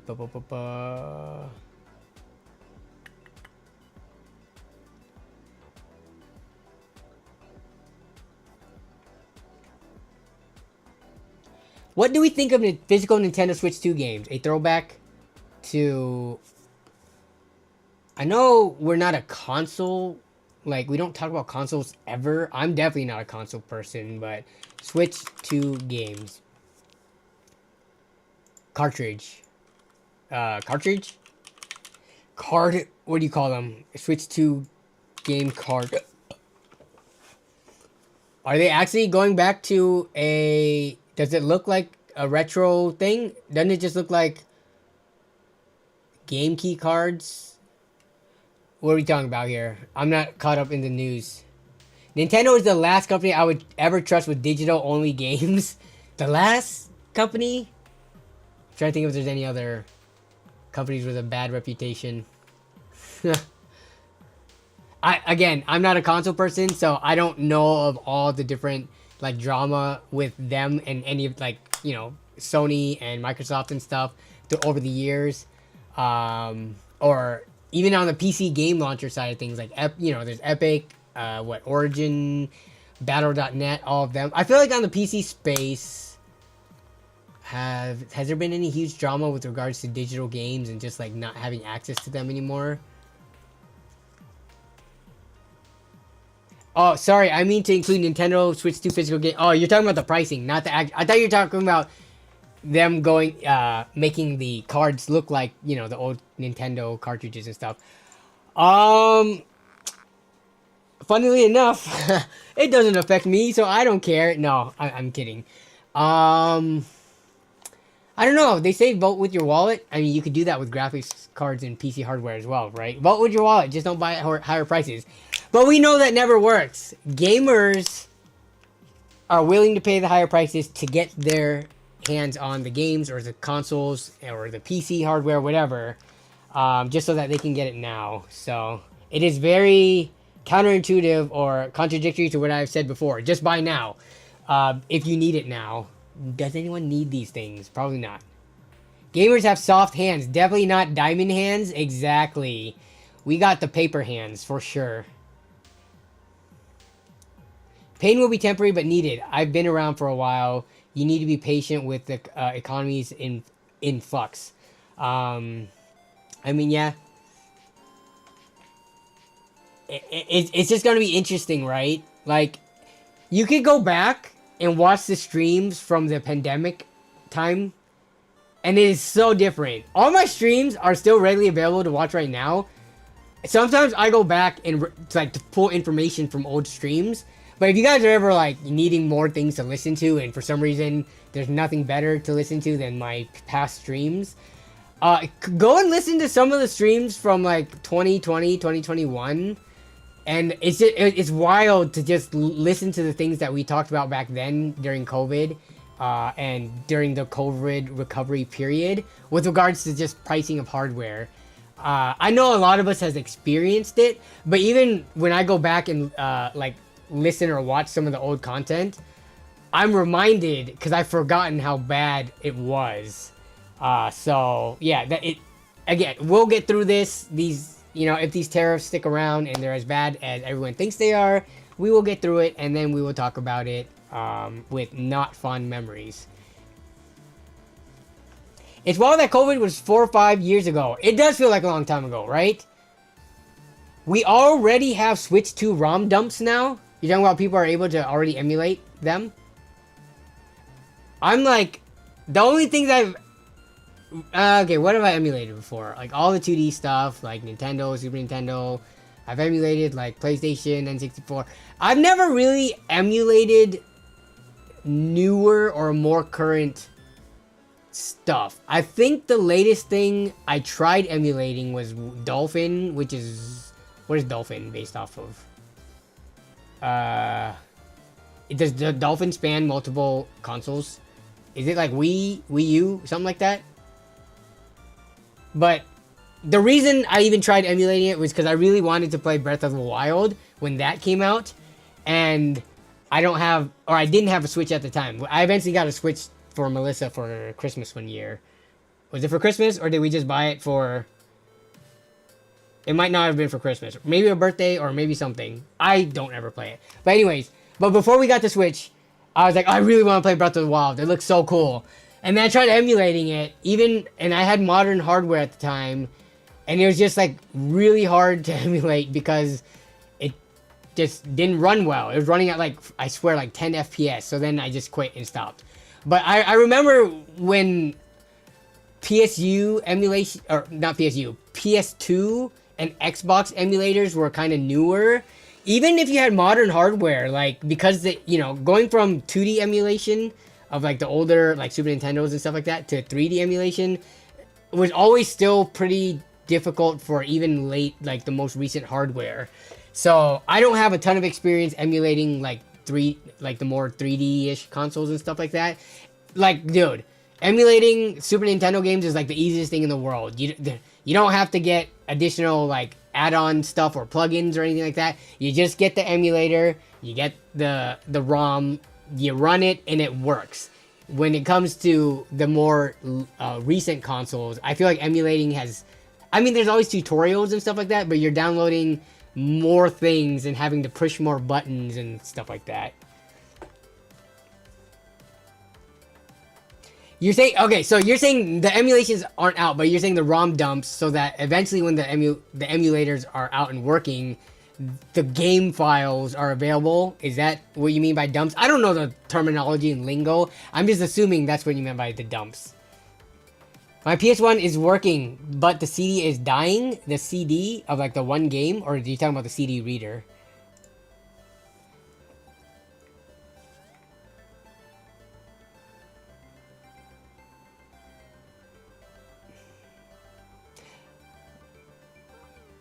Did you start out a console gamer, or have you always been a PC gamer? So I am a child of the late 80s, literally tail end, right? 89. I grew up in the 90s though. And I would say at that point in time, computers were still expensive enough, especially since we grew up pretty poor. Computers, I guess, I don't remember how much computers cost back then. We can look up how much consoles cost, but I feel like it was easier to get a console in your house because like you just buy it and it works, right? So our mom, with all the hard money she saved to get us something to entertain ourselves with, so that she could keep us busy. That was kind of like the screen time kids or the tablet kids of today. Putting your kids on a console so that you could do whatever else and not have to actually watch and raise them.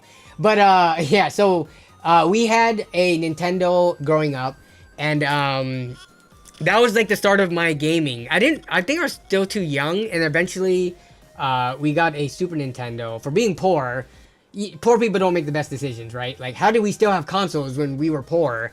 Well, because we lived with people with our relatives, right? So mom didn't have to really pay real rent or mortgage. She just paid for the room in relative's house. So there was more money to be spent on frivolous things like game consoles. But so I grew up for the most part playing consoles up until my uncle convinced my mom or got a computer for us. What age is this? Like, let me think back. Around 8 years old, I think we got our very first computer. Like, so this was 97. So yeah, this it was Windows 95 though. I don't remember what year Windows 97 came out. All those details, but then that's when I started to use the computer more. Started off playing like Math Blaster, Reading Blaster, all the educational games my mom tried to get us to play. But then eventually moved on to Warcraft, Starcraft, and then by high school, once I started playing World of Warcraft at like sophomore year of high school, I completely transitioned away from console to PC gaming. Like, World of Warcraft is one of those types of games where once you start playing it, it takes over your whole life. When you play World of Warcraft, you don't play other games. You are just playing that. That is your whole gaming situation.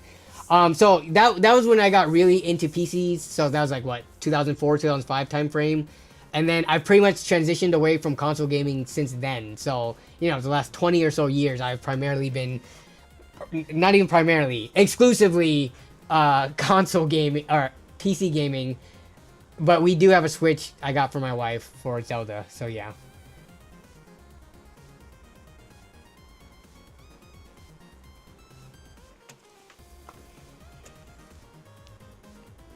It costs around 4 to 6K for a PC in the 80s, but yeah, the cost of PCs and like the just PC like performance and power is all exponential both ways, both price and performance, right? Like between like the 80s to the 90s to the 2000s, the cost of a personal computer for your home just got like so much cheaper, so fast. So I don't know how much that computer cost. Our first computer ever. I don't even know what the specs of it were.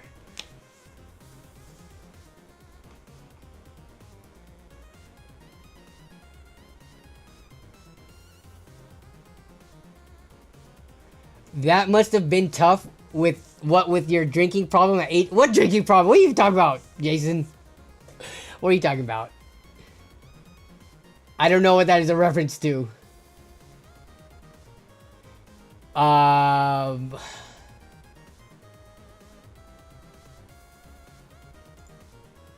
My uncle downloaded a SNES emulator on my family's Windows XP desktop when I was 7 or so. Changed my life.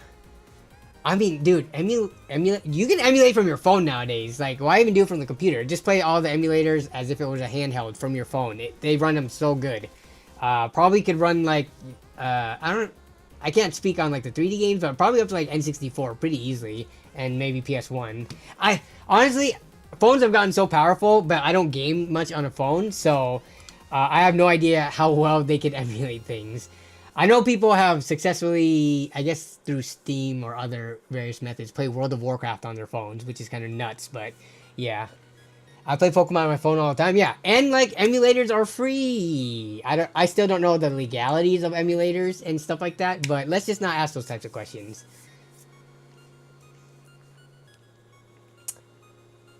Is Linux more secure than Windows? Honestly, I'm not the person to ask for that. I'm not a Linux guy at all. I need to dick around with Linux more, but I've just not had like.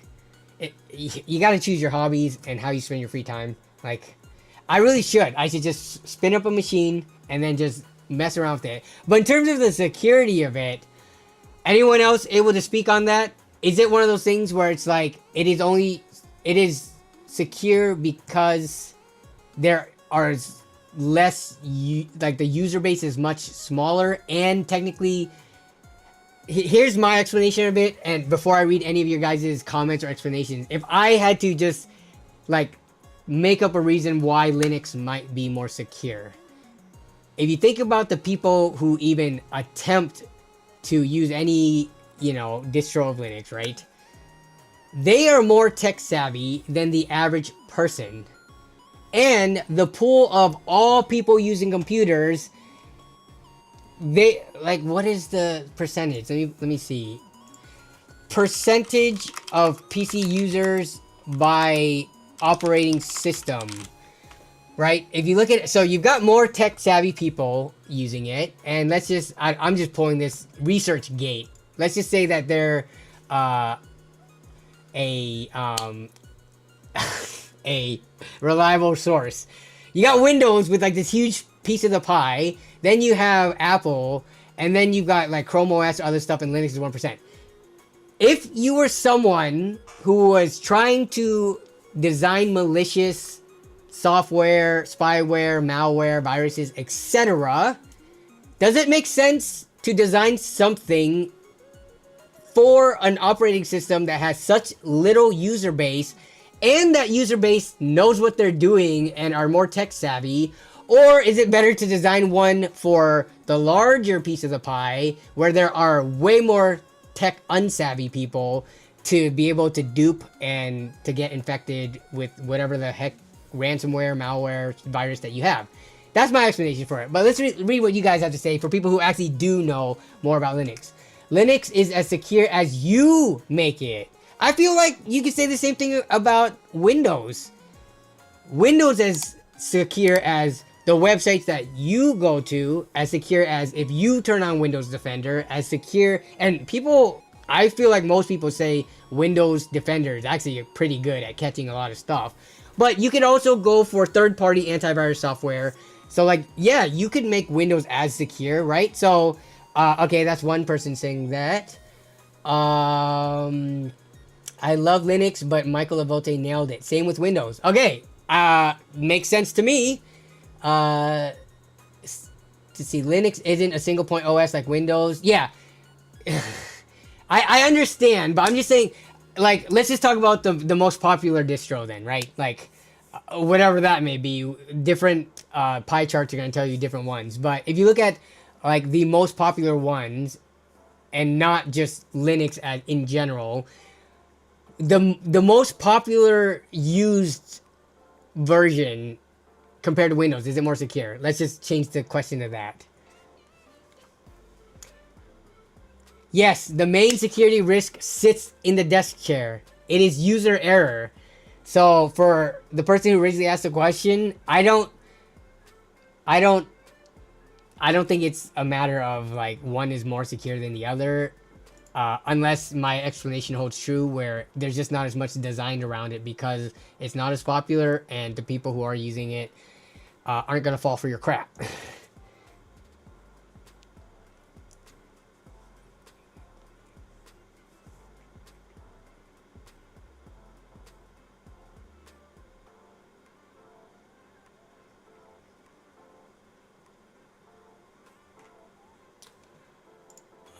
Let's see.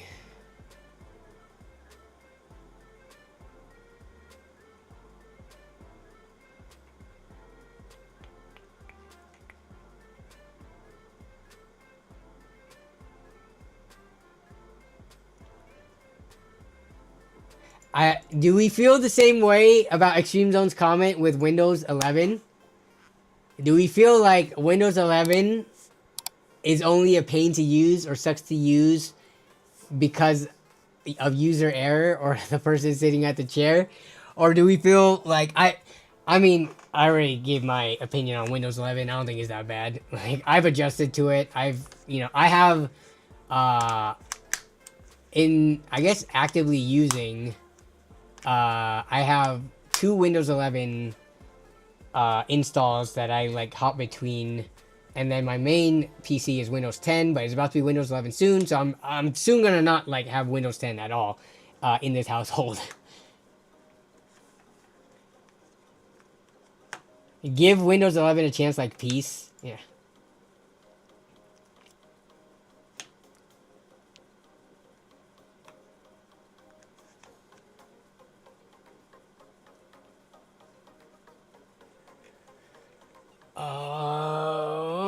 Let's see. Oh, I guess we can talk about LAN. Someone talked about LAN earlier. Let me pull up that comment. Tony Dung says, have you started your pre-LAN house fixer-uppers yet? In terms, I didn't have anything fixer-upper to do for this LAN party coming up. But I did do the pre-yard work and organization and cleaning up. So, here, I can show you guys. And this will all be in the vlog and stuff. I just need to connect real quick to the Wi-Fi so that you can see. But usually, the... Oh, 1 second. My friend just got a computer. Make sure to remove foam from inside of the case first.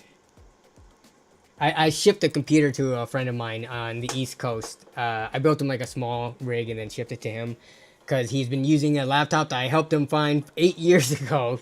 I put foam in there for packing though. I just want to make sure he takes that out. But all right, so in terms of the LAN space, this is my buddy's computer that he still hasn't picked up, but he's coming to LAN, so he'll get that. But aside from that stuff, like the space is relatively clear. It's usually way more messy than this.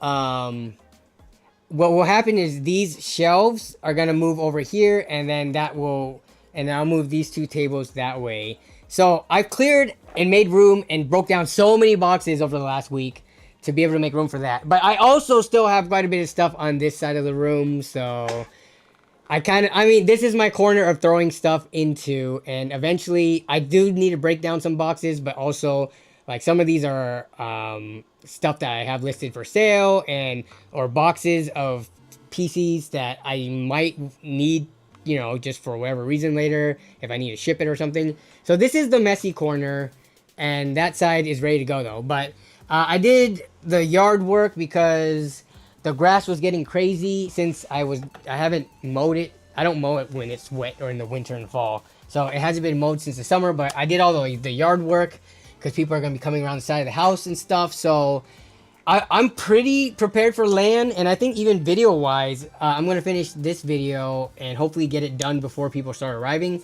so I can enjoy LAN without trying to get a video out and all of that.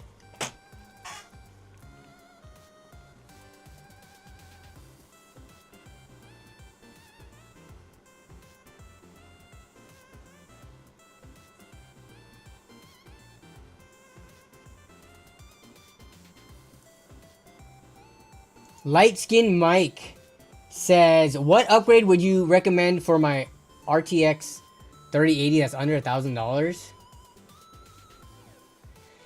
The only upgrade for it is gonna be just a one generational bump, which I don't think it's worth it. For $1,000, you can't really get anything better than an RTX 4080 right now. That's how bad prices are. But going to a 4080 from a 3080, even though that is a big performance bump, that's just like a one gen increase. And we're not even gonna talk about 5080s because that's out of your price range. That's not gonna be under $1,000. You could try to get a 9070 XT, which is like the default answer.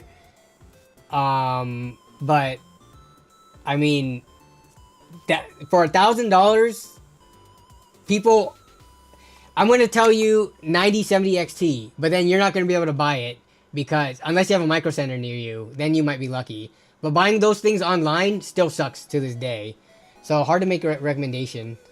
So better to wait? I would say you have a 3080, you can afford to wait. 3080s are still pretty good cards. It's different. I'm telling people not to wait if they are like on a GTX 950 or something. Or if they are just don't have a computer and they want to just build and they want something, but you have a 3080, you have a functioning computer. I would say wait. Even Mike Brazone saying nothing. I would wait for second half DGPU price on the tariff workarounds. Yeah, if there's, again, we'll have to see if HDZ 77 is right and the tariffs end up not coming to fruition, or, you know, we end up negotiating or something. So, yeah. What are people even playing that a 3080 can't run? 1440p Ultra Assassin's Creed Shadows. No.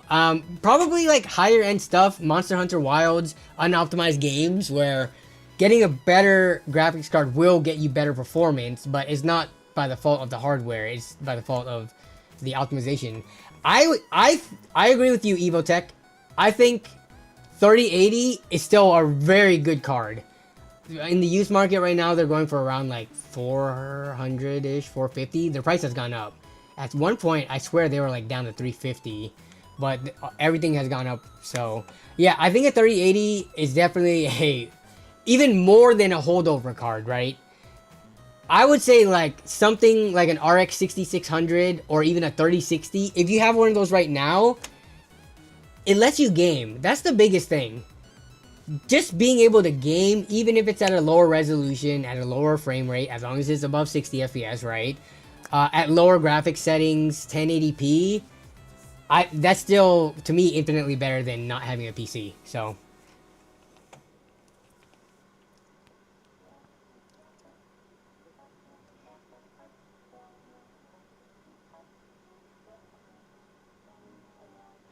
Michael Levolte, I've never done LAN in my life. That's sad. I don't think that's sad. I think that's pretty normal. So many people. Here, we're gonna run a poll. We haven't run polls recently. Start a poll. Have you ever participated in a LAN party? Yes or no? The question is simple. This is a black and white question. But I would say, especially when I started the LAN Party Story series, it was definitely the majority of people who always left comments like, oh my god, this is the coolest thing ever. Thanks for sharing. Like, you know, I've never been to one of these before. Now I want to do one, right? And that became really the inspiration to like step it up each time to share the experience with people, just to keep landing alive.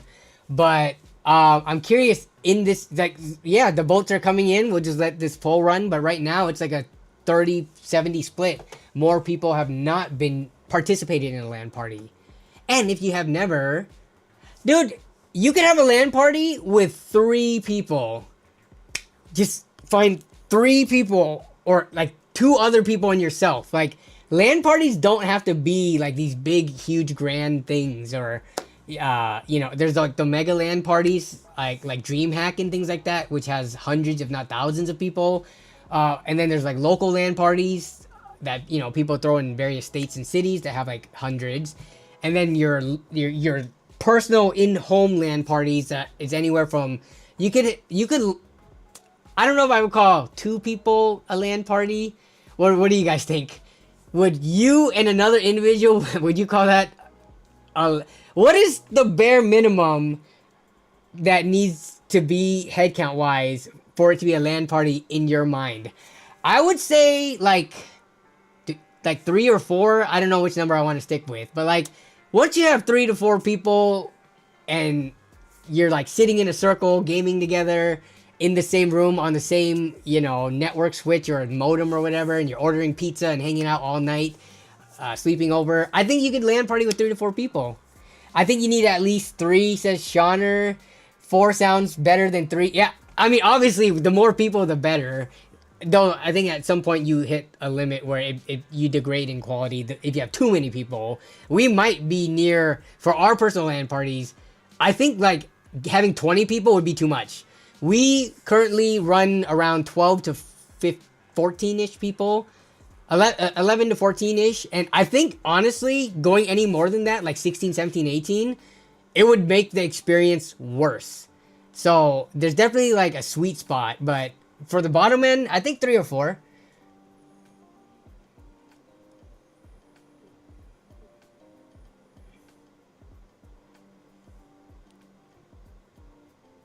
Zach took you guys to Breckenridge, and we land there. Let's see. Did he make like content on this?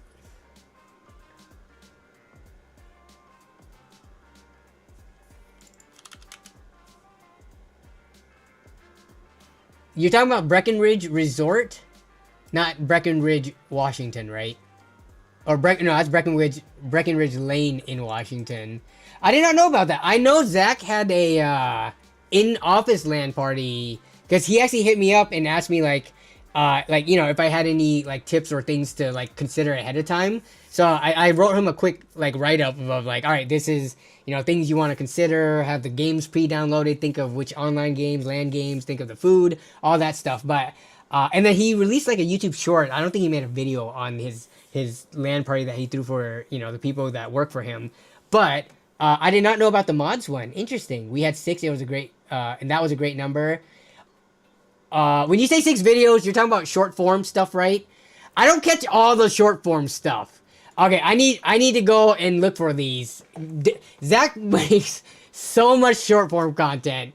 It is impossible to keep up with that. But I need to look these up. Okay.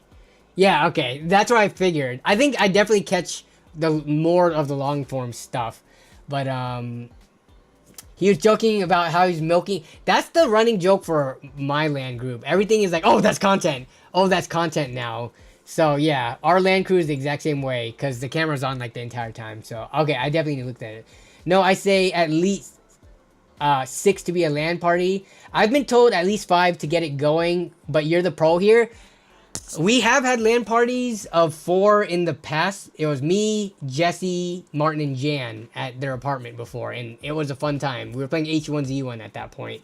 But yeah, Fuel LAN party is 3 or more, 3 plus for sure minimum. Unreal Tournament 2009 was my last LAN. LAN party this weekend. Just, you got a LAN party this weekend too? We got a LAN party this weekend. Undercover off duty. Just by Lent. Should be here Friday. Nice. My buddy Martin he won a laptop at work. He's like the luckiest guy ever. He's always winning these he won a graphics card at work and then he won a laptop. But he's thinking of bringing his laptop to try it out for the LAN because he has a gigantic computer case. I totally understand for him. I did him dirty. First of all, he had a gigantic computer case before I upgraded his system, but it had a handle. And then I upgraded him to that monstrosity of the Corsair 5000 D case. And it doesn't have a handle, but it's gigantic. So I could totally see why he wants to try out the laptop this time around. I did LAN parties on consoles. I count console LAN parties still. Because like with the Xbox System Link and stuff, that's all over, you know, some device that puts you on the same network. Not like that kind of network, but let me look this up. Xbox System Link, because that was my first, I think, experience with LAN parties. I definitely didn't do computer stuff until high school, but in middle school with the Xbox System Link, these weren't just typical Ethernet cables, right? Weren't these like crossover cables or something? The Xbox original System Link, not the 360, but the System Link for original Xbox One, they weren't just traditional like broadband Ethernet cables. I thought they were specific. And I remember this because I think one time we tried to use just, you know, standard Ethernet cables on our System Link device thing that we had, and it didn't work. So I thought you had to have a specific system that, like the cable, it was an RJ45, you know, like connector, but the cable pattern was different, I thought.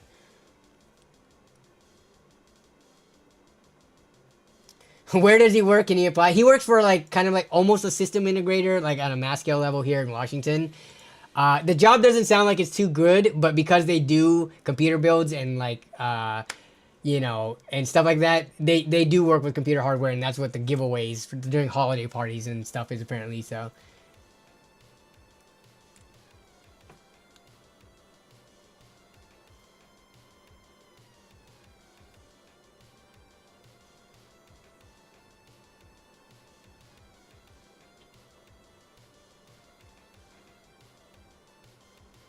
I have a semi-permanent LAN setup of 6 super budget PCs, mostly for Minecraft. At any given time, I usually have like a few computers. Actually, so one of these, I might help one of Melissa's friends for her kids throw a LAN party and I will effectively rent out computers, monitors, and peripherals and stuff. And by renting out, I mean like I will let them borrow it for free because this is doing a favor for a friend. But these are younger kids. I think they're like, you know, middle school, high school age. And her friend was like, my son doesn't do anything social. I want him to be more social and stuff.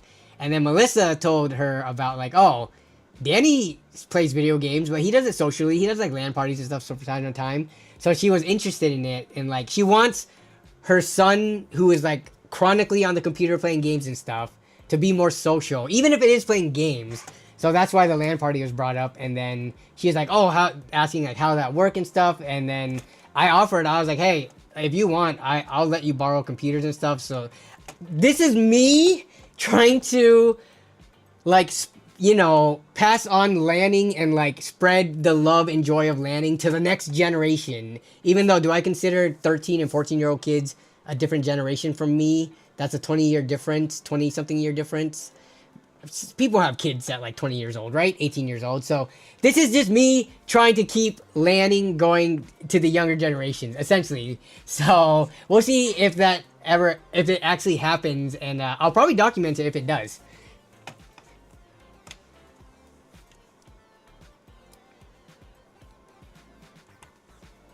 Big Country says, did you hear about EU and loot boxes in games? Everything's about to change in a good way, right? I thought the EU and other countries have been like pretty good about the whole loot box situation. It seems like the US is like has like no regulations or anything on it. I do play some gacha games, but I keep my spending to like a minimum, if not at all. I just play them free, the free version, and I have to wait for the ads to play before I get my little coupons to do tasks. No, but I don't know what the laws are, but I thought in the US you had to at least publish for any gambling loot box gacha type thing.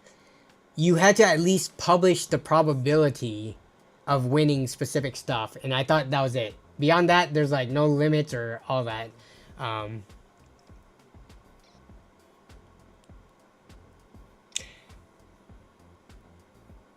Say What says Trump paused the tariffs. No, but clickbait title. He paused. It's not clickbait because we're talking about tariffs to PC hardware too, and he didn't pause it on China. It's still 125%, and we already talked about all this. You're late. Say what?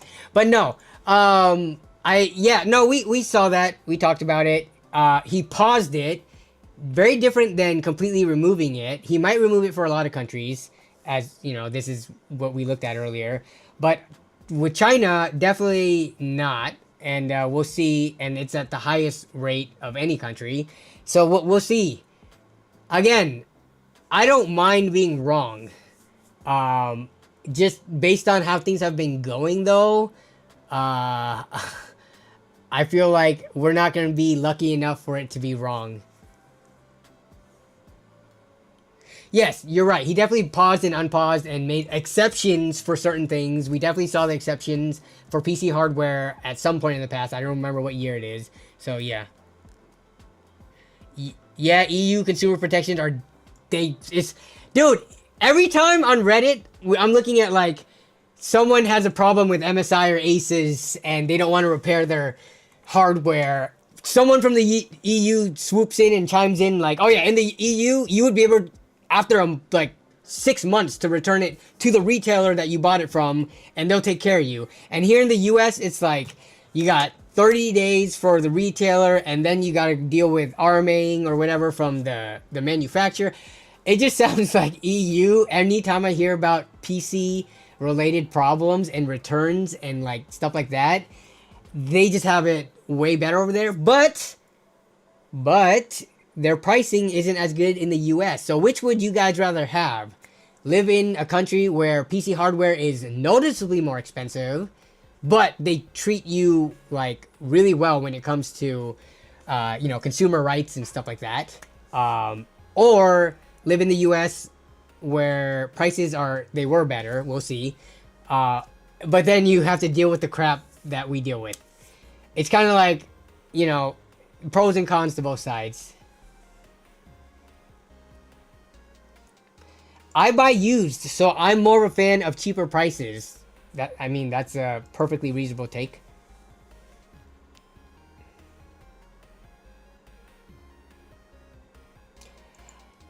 So with regards to, if look at these articles, they all say, and again, you could take it for what it is, or you could say no, they're lying. Don't trust either the CEOs or mainstream media or whoever the heck is reporting on these, right? The graphics cards, at least the new ones right now, so we're talking the NVIDIA 50 series and 9070s from AMD, apparently already have price increases due to tariffs already, but not 125%, like some lower amount. Definitely 125 has not taken into account yet because we have not seen things double in price or more than double in price yet. So we'll have to see. Happy to pay more for after sale care. HDD is chanting USA, USA.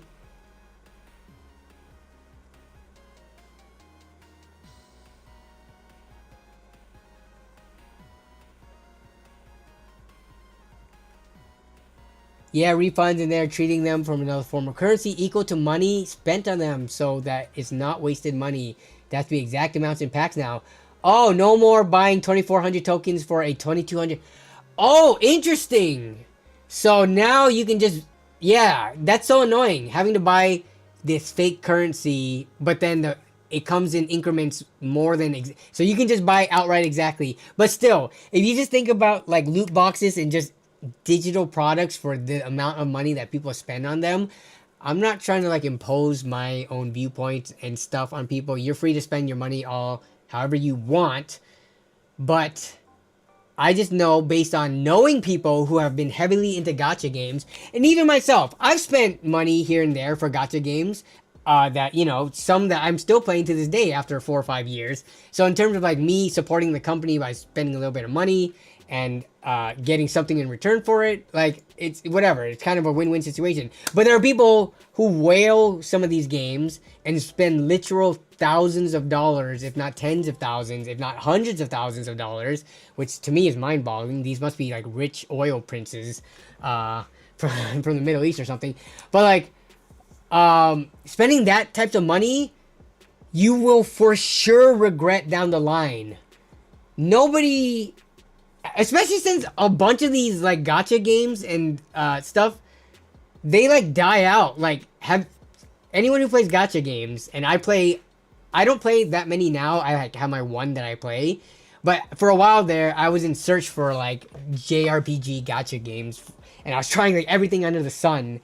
But like, so many of these games, after 2, 3, 4 years, whatever, they close up shop, and all your digital purchases that you spent on it, useless, gone. The game that you can't even play and look at them anymore, right? So that's my take on the whole just digital, like, loot boxes, gacha, and all that. Like, why are you gonna spend? I know CS:GO knives are still around, but still, how are people spending thousands of dollars on this digital item that is supposedly rare? I think they said it was 83 million in EU alone in microtransactions. Yeah.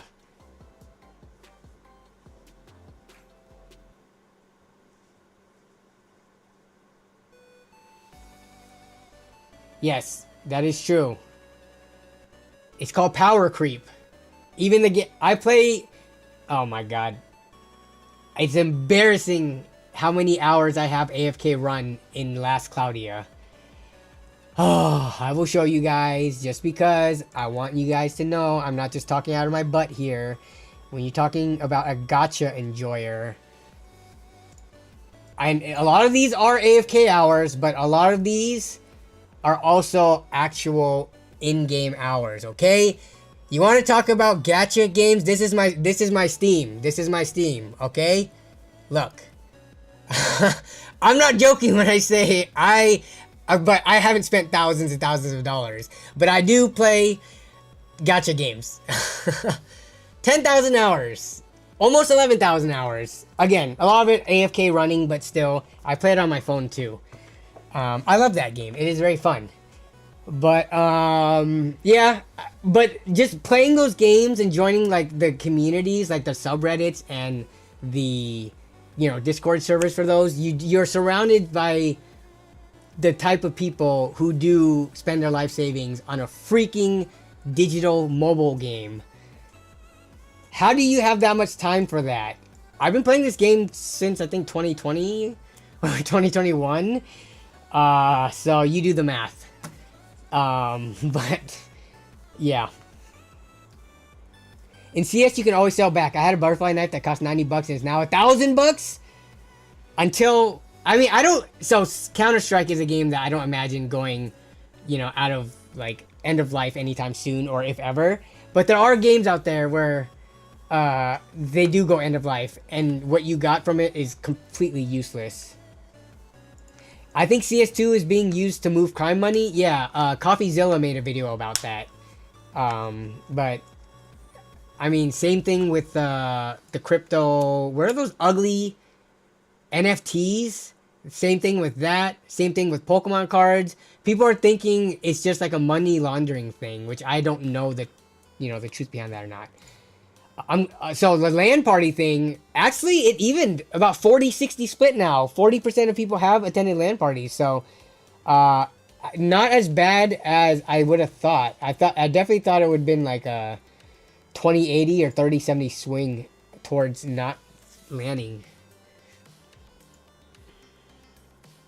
That dragon armor in RuneScape ain't what it used to be. If you know, you know. I don't know. I never played RuneScape. No, I take that back. I played RuneScape, but I couldn't get into it.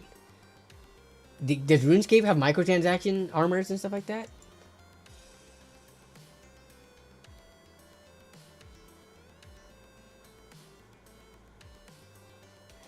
I was getting like that. There was a game called Guns of Boom, and if you didn't pay money to upgrade your weapon, you were guaranteed to lose. Yeah, that's when you just quit the game. The game that I play, this last Claudia game, you could play completely for free. Obviously, they always try to tempt you with like newest units and stuff, but you can play with the completely free units and play through the whole story and stuff and all of that. So a lot of these games you can play. It's just if you do the PvP, of course, you're gonna be behind compared to people who swipe. Is there any games you look forward to coming out this year besides Elden Ring? Lol. I'm not even looking forward to Elden Ring. I have Elden Ring, but I started playing it for a bit, but I couldn't really get into it. I don't know why. People could say skill issue, but I just don't enjoy that type of game. I need to put more hours into Assassin's Creed. I've been kind of busy lately, so I haven't been able to play it more. But in terms of like new games, I don't even know what's coming up. Like, what games are coming out this year? It's like escaped my mind. Let me see. Elden Ring Night Rain is what you were talking about, though. Borderlands. Yeah. I think the biggest thing I was looking forward to was Assassin's Creed Shadows, which I now own and is now playable. And I put, I don't know how many hours I put into it. Probably around like 10, 15-ish or so. It's on my Ubisoft account, so I need to check there. Do they track hours? But yeah, that was like the one that I had been waiting for since like they announced it however long ago. And then they delayed it multiple times. And it's finally out now. And I haven't even found time to play it.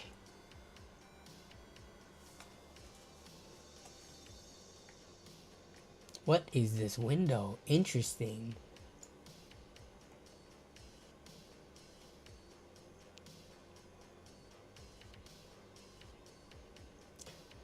Facebook games used to have me bad spending any money I'd earned as a kid. I never got into Facebook games like Farmville and all those other ones. Yeah. If I was playing anything, it was from like the Android store, not like the little games on Facebook. Doom Dark Ages. I'm not like crazy, like, oh heck yeah. It does look cool. And I probably will eventually like end up getting it. but it's I wouldn't classify like my hype for it to be like Assassin's Creed was.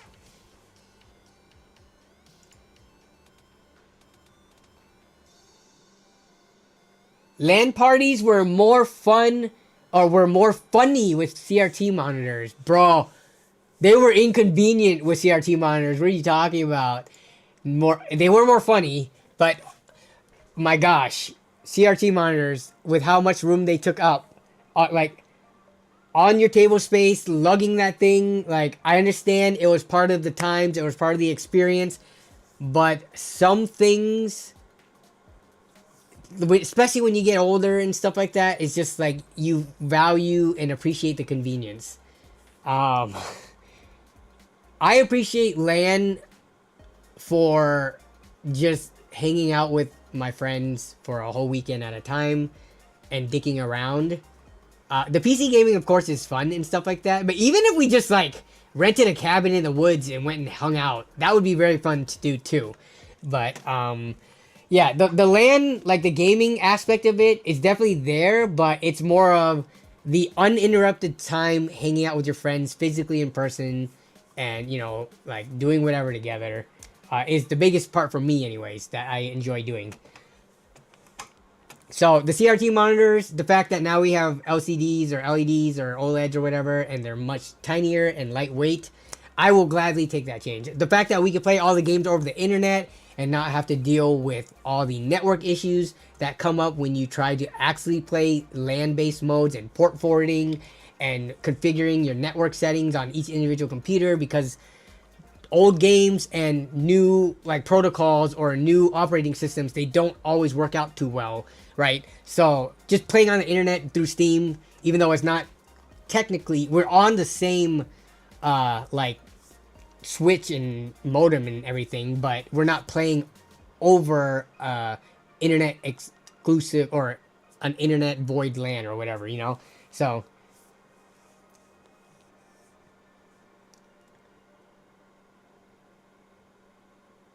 oh, that, how did I see? Even I forgot.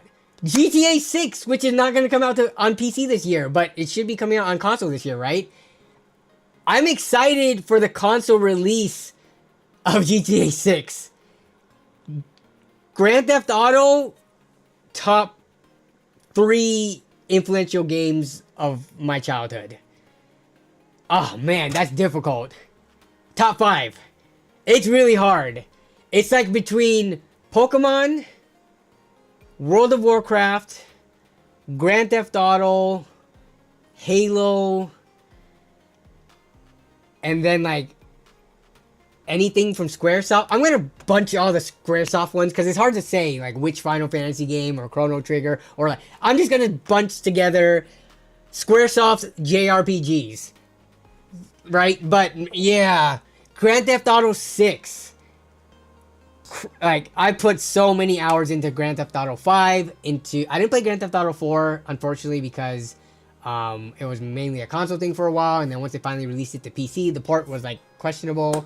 But then San Andreas, Vice City, GTA 3, so many hours as a kid in those.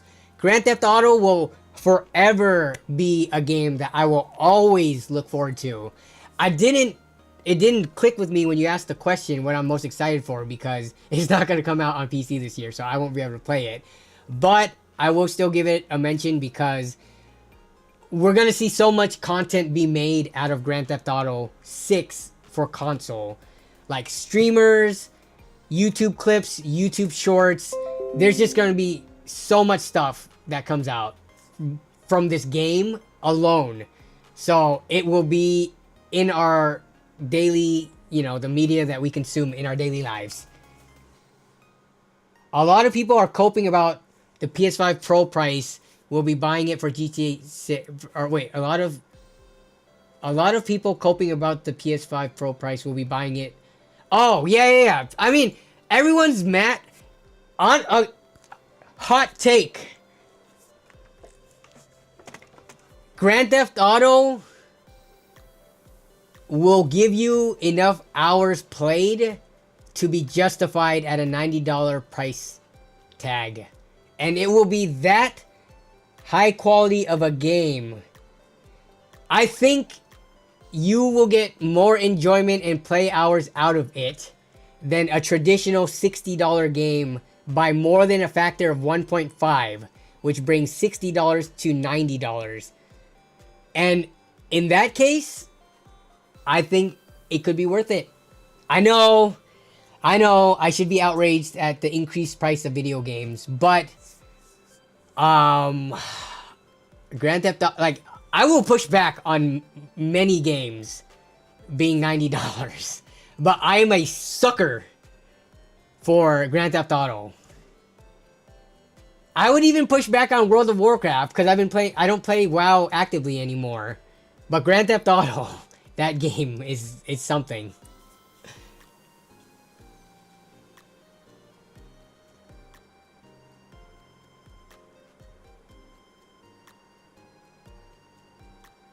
There's a YouTube video comparing all the more popular game maps. Interesting to see how big they're getting. I love big game maps, but they need to fill it.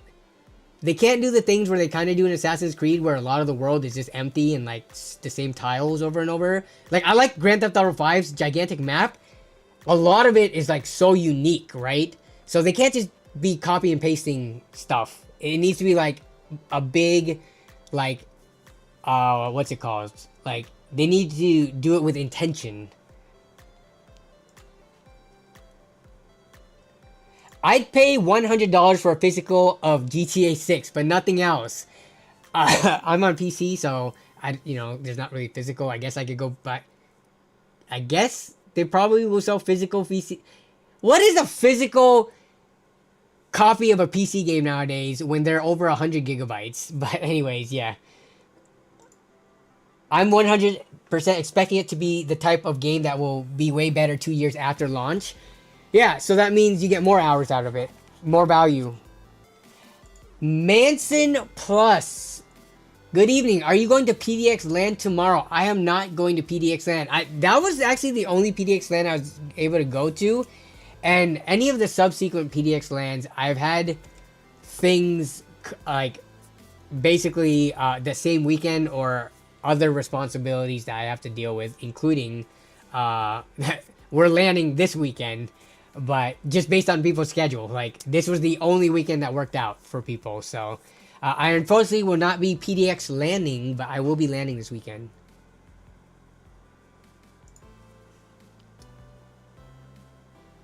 And Big Country's not buying the Switch 2 because of prices, but we'll be buying GTA even at the ridiculous $90 price or even $100 for a physical copy because it is GTA. I totally understand. Yeah, definitely. You'll wait and play it on PC, says Dispatcher Gaming. I don't even have an option to play it on console, so I have to wait. Robert Fixit says, no, but you have been goated. You are the first decal on my new PC. Thank you for putting my decal on your PC. I appreciate the love and, just putting it on there.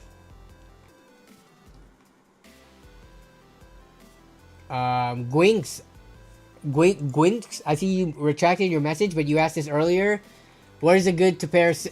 Is it good to pair 7600 with an i3 14100F? Will it cause bottleneck to the GPU? No, this is a good pairing. Entry-ish level graphics card, entry-level processor, you're fine. Don't worry about bottlenecks. Have you seen the latest video? Not the laptop review, but the PC gaming hot takes. You need to watch that. Nerd on a budget. Watch this video if you have not yet. Actually, we're gonna watch it together because the bottleneck question still comes up to this day. You want? I'm playing ads on my own video. 2026 on PC. Is it official? Okay, we're gonna listen about. Have you ever been Chris from Coalition Gaming talk about bottlenecks? Where was he in the video? Here we go. This very applicable to you, Gwinks 2K.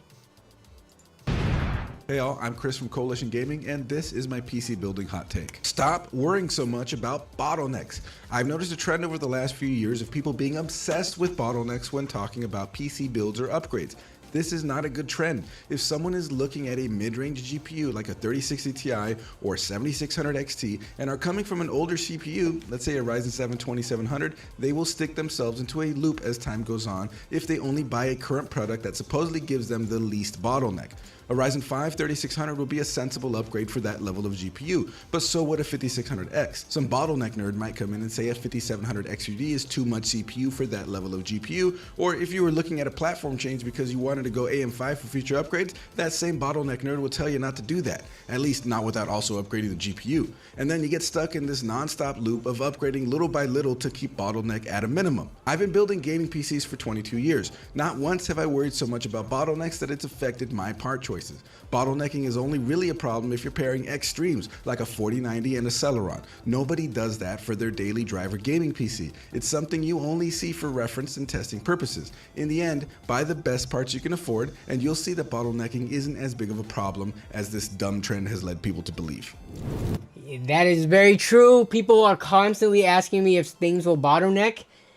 Like Chris said, unless you're pairing a Celeron with a 4090 or 5090, okay, let me think. i3 14100F. What would I be comfortable pairing that with graphics card wise and have minimal bottleneck, or you could work around the bottleneck by just playing at higher resolutions and graphic settings? So 14th gen i3 7800 XT. So we're pairing a $500 graphics card to like how much is a 14100F cost?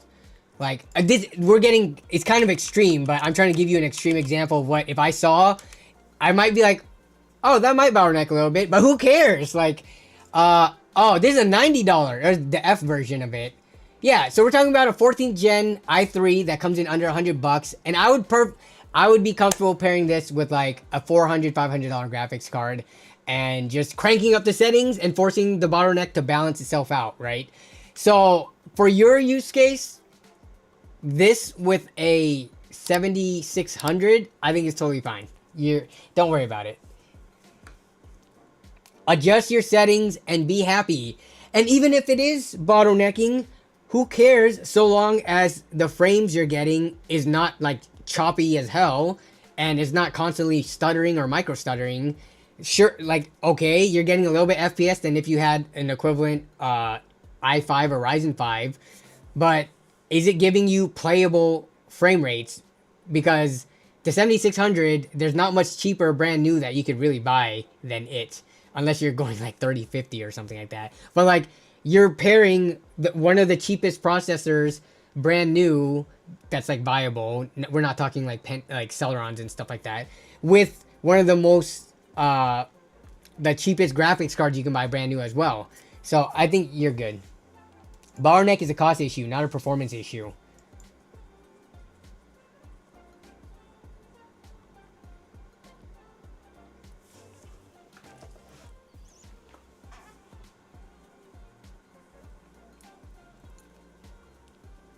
What up, Outraged? We are 2.5 hours in the stream. I was supposed to just go for 2 hours, but I went on for longer.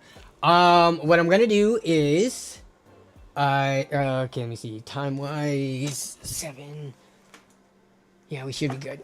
But I'm gonna wrap up in the next. I'm gonna wrap up at 7:30. So 7 more minutes of stream, and then I gotta go eat and do some other stuff and do some other preparations for LAN. And yeah, let's see. Yeah, just 7 minutes. I know, right?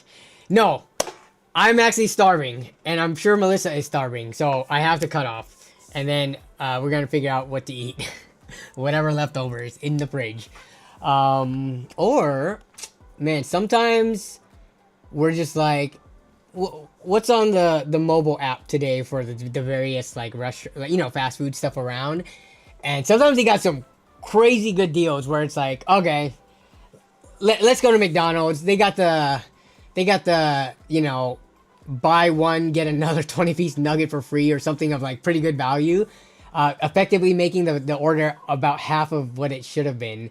So maybe we'll take a look at that too. I love McDonald's. I don't know why. Maybe it was because a childhood thing. People hate on McDonald's, but McDonald's is consistent. And sometimes their mobile app deals are pretty good, and they are literally down the street, so it could be dangerous for me. But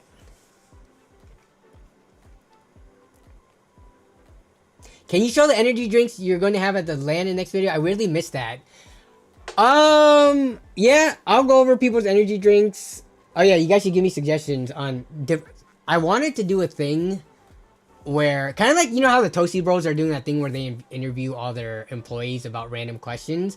I thought that would be a cool thing, and I promise you, I swear to God, I thought of this before they started doing it like crazy. Where I did the same thing with the LAN crew members. Like, you know, what's your favorite food from the past LAN parties of all time? What's your peripherals? But I never did it. And now it is one of those things about being a content creator. You have these ideas that you never capitalize on. And then some other content creator does it. And then it just wildly takes off. And then now if you do it, people are going to say you are copying them. But I swear to God, I have been interviewing people about PC related topics for years now, before Toasty Bros did their interviewing thing with their employees. And I swear I had this idea before that, okay? So if I start doing it, I don't want to see comments of people are saying, you're copying Toasty Bros, you're copying Toasty Bros. Like, I swear. Yes, exactly.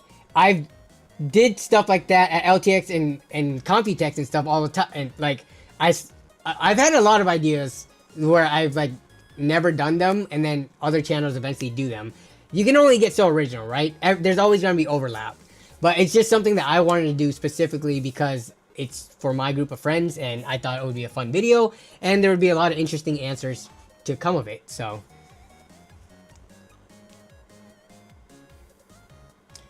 Consistently bad Mickey D's messes with your tummy? Oh, I don't know, man. That might be a a personal problem, Sean, or that might be a skill issue. Now, I know, I understand. Some people have more sensitive stomachs to, like, especially greasy, unhealthy foods, but not me. Not me. I can handle it. What kind of alcohol? It's funny you ask me, Tony, what kind of alcoholic beverages we have for the LAN, or we're gonna have. Because as much as I'm kind of in charge of, like, the food situation and, like, the snacks and drinks and stuff, literally, I have no idea. I rarely drink alcohol. I probably, during the LANs, I'm probably drinking alcohol at, like, less than 10% of them. I just don't drink. But, so everyone else is in charge of the alcohol. I'm sure there's going to be soju again. We have an H Mart nearby, and they love soju, as well as other hard liquor. And then some people bring, like, craft beers, things like that. I'm just not I don't drink alcohol, like, ever, even if it was free. So I do not ask questions about what people are bringing for that. I don't delegate. I don't do anything. If people want alcohol at the LAN, it will be brought, but I put, like, zero input into that.